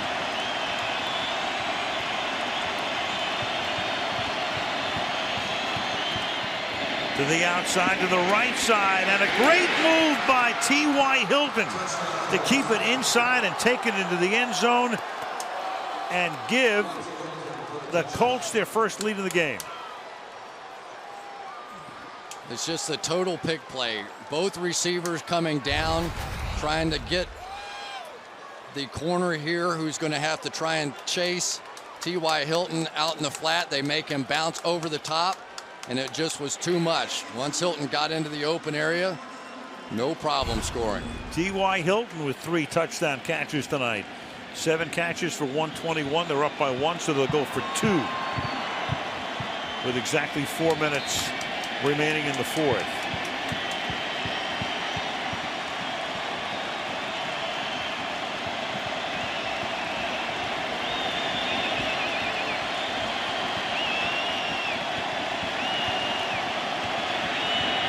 It's Fleener in motion out of the slot to the left side. And that pass is going to be hauled in by Fleener. Oh my gosh. Came across the formation, set up on the left side, runs to the outside, a 52-yard drive after a 19-yard punt, and it's a 3-point lead for Indianapolis.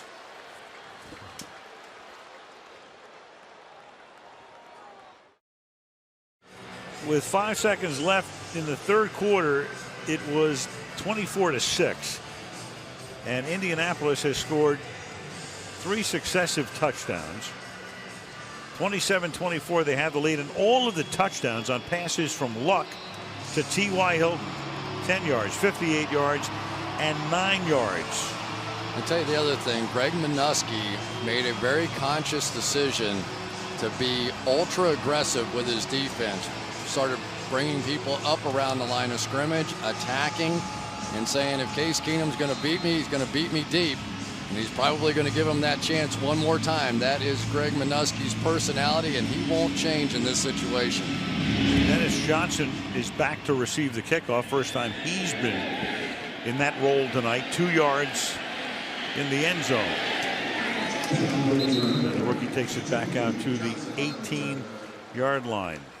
So Case Keenum started against Kansas City 2 weeks ago. Last week a bye, and as you can see, yards per pass and pass rating right up there in record-setting territory. But now the question is, what can he do here after building up that big lead? They led 21-3 at one point. Yeah, well, he has yet to throw an interception in either one of his games after this team had 11 in their first 6, including 5 pick sixes. And can he get it to Andre Johnson, who had a monster first half, but has been blanked in the second half? And there is Johnson And Andre Johnson, on his 8th catch of the night, takes the ball out to the 44-yard line where he's tackled by Antoine Bethea. That's 8 catches, 215 yards, and 3 touchdowns for Andre Johnson. And a couple things here. Here goes Andre Johnson inside working against Bethea in the zone. And then it's Robert Mathis on the outside against Ryan Harris, who's really been doing a nice job in this one. From the 43. Keep it on the ground. Chugging along is Ben Tate. To the 45 he goes. It'll be 2nd down and 8. Yeah, and we're about due to see another bootleg out of this. Anytime the coach is upstairs, they're watching one thing. What's Robert Mathis doing? That time Robert Mathis went screaming down the line of scrimmage. And when you start seeing that as a coach, you start thinking bootleg. Under 3 minutes to go. Texans 2 timeouts plus the 2-minute warning. Keenum's going to keep it, but he's going to run right into Angerer. So Angerer is right there to bust up the play, setting up a 3rd and long, a very key one here. Boy, what a call by Minuski here. Slams him and brings him out, anticipating the bootleg, and got it. Just a great defensive call. He knew what they were thinking. At the 42. 2.5 to go. 3rd down, 11. Spread it out. Empty usually means a blitz. In the National Football League, this situation brings pressure. And that's why Tate comes back in to help out. Keenum rolling right, under pressure, hit as he throws. Volleyball batted, incomplete. Angerer again coming in. So 2 big plays in a row for the linebacker number 51, and it's 4th down and 11, and they have to punt. Well, Keenum, as he's done, has done a nice job avoiding the first guy, but because they did bring the blitz, they brought the pressure. Angerer was there to catch him on the backside before he could get that one off. Probably lucky that one wasn't a fumble. So now Leckler to punt. They have 2 timeouts, and this doesn't work out to their advantage here because the 2-minute warning is going to come on the other side of this kick. So that'll spoil an opportunity for a timeout. They'll have 2 when Indy gets the ball, and they'll get it at the 16-yard line. T.Y. Hilton with a fair catch. 1:55 remaining. It's a 3-point Indianapolis lead. The Colts down by 18, now up by 3.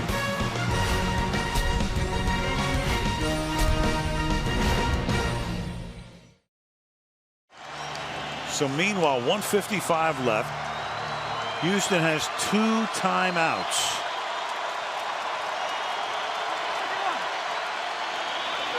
Start from the 16-yard line. Richardson is the running back. Give it to him. Goes nowhere. Gang tackle. Earl Mitchell leading the charge. And a timeout is taken here by the Texans. Consecutive road wins after leading in the 4th. Packers back in the 30s and 40s. Browns in the 60s. And the Colts right now, 29 straight road wins after leading in the 4th. Going all the way back to 2006 and Tony Dungy and through the Jim Caldwell regime, and now on to the current time. You know, really, you have to go back to the 2 missed field goals by Randy Bullock as being the difference in this game. And the other thing you have to mention is without Gary Kubiak calling the plays, yeah, they played well in the 3rd quarter, but they've only come away with 3 points in the 2nd half after being so electric in the 1st half. A lot of things to talk about. The challenge that Pagano won that we thought would have not been won. 2nd down and 11 from the 15-yard line. And going nowhere is Richardson. So the defense does its job on the first 2 downs. Stop the clock again. They're out of timeouts. It'll be 3rd down and long with 1 minute and 43 seconds. Still plenty of time as long as you make the stop here.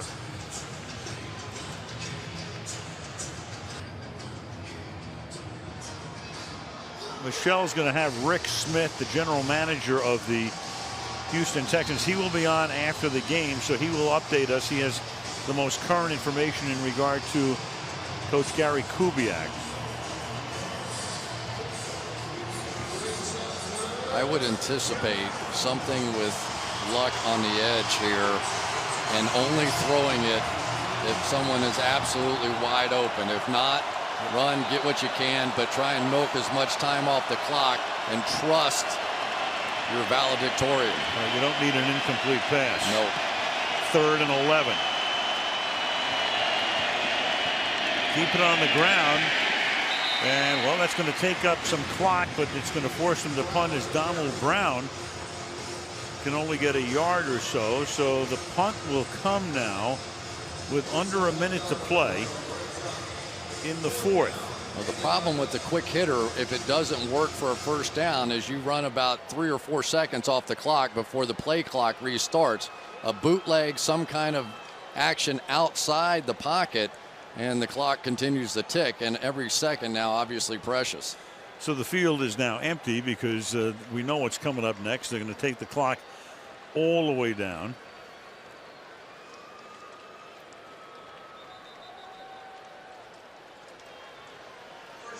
And a timeout is taken as they run the clock down to 58 seconds as Indianapolis takes its first timeout. So Wade Phillips serving as the interim head coach in the absence of Gary Kubiak. The ball is at the 15-yard line. So a 50-yard punt, let's say, or 50 net, would take it to the 35 of Houston, just to give you an idea. Then you're going to be in a situation where you're going to be looking perhaps for a game-tying field goal from a guy who's already missed 2 tonight. I missed 1 left and 1 right, so maybe the net of that will be 1 down the middle here. McAfee. Now you got action on the line. False start. Offense. Number 54. 5-yard penalty. Still 4th down. And it's Mario Harvey moving, and that sets the ball back to the 10-yard line. Keyshawn Martin sets up at his own 40. McAfee. High deep kick, fielded at the 35, and then Martin gets tripped. A flag comes down. Martin's around the corner, and Martin with a decent run back after he had stumbled, got back up, but a penalty flag was thrown at the beginning of the run back. 44 seconds left. Was he tripped up there? I think he was, and the knee went down. That one should not have counted regardless. And then you may have the penalty on top of it. During the return, holding, receiving team number 43. 10-yard penalty. Houston keeps the ball. First down. Elbert Mack. Here's the hold. Well, sort of. Yes. Yeah. Starts out innocently enough, and then it's pretty clear. So the ball gets placed back to the 33-yard line. No timeouts. 44 seconds. And with Bullock, who knows? I mean, you have to get it to the 33 for it to be a 50-yard attempt. They're at their own 33-yard line right now. Well, Bullock is long this year, 48 yards and 0 for 3 over 50. So you're going to have to get it pretty close. Where we've seen the dynamic plays tonight out of Case Keenum has been when he's moved around and allowed his receivers, especially Andre Johnson, to freelance a bit, but looks like they're going to go zone and take away some of those capabilities. Keenum throws and behind the intended receiver, and Anger almost came up with a game-ending interception. Ben Tate was the intended receiver. It'll be 2nd down and 10. Well, that was a double bad right there, because you don't even mind if Tate catches that ball and make the tackle, and then he sort of tipped it to you, and Anger had a chance to end the game, and he couldn't handle it. Took 6 seconds off the clock. Put Johnson in the slot to the left.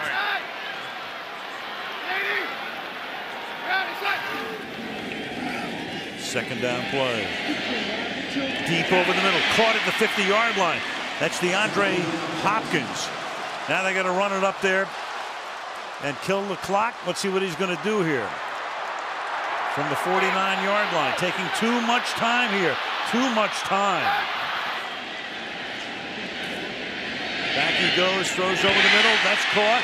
Fielded at the 37-yard line. Now they got to get up and spike it to have any chance at a field goal. He gets him set up. The ball's at the 37. Now you spike it here with 5 seconds left.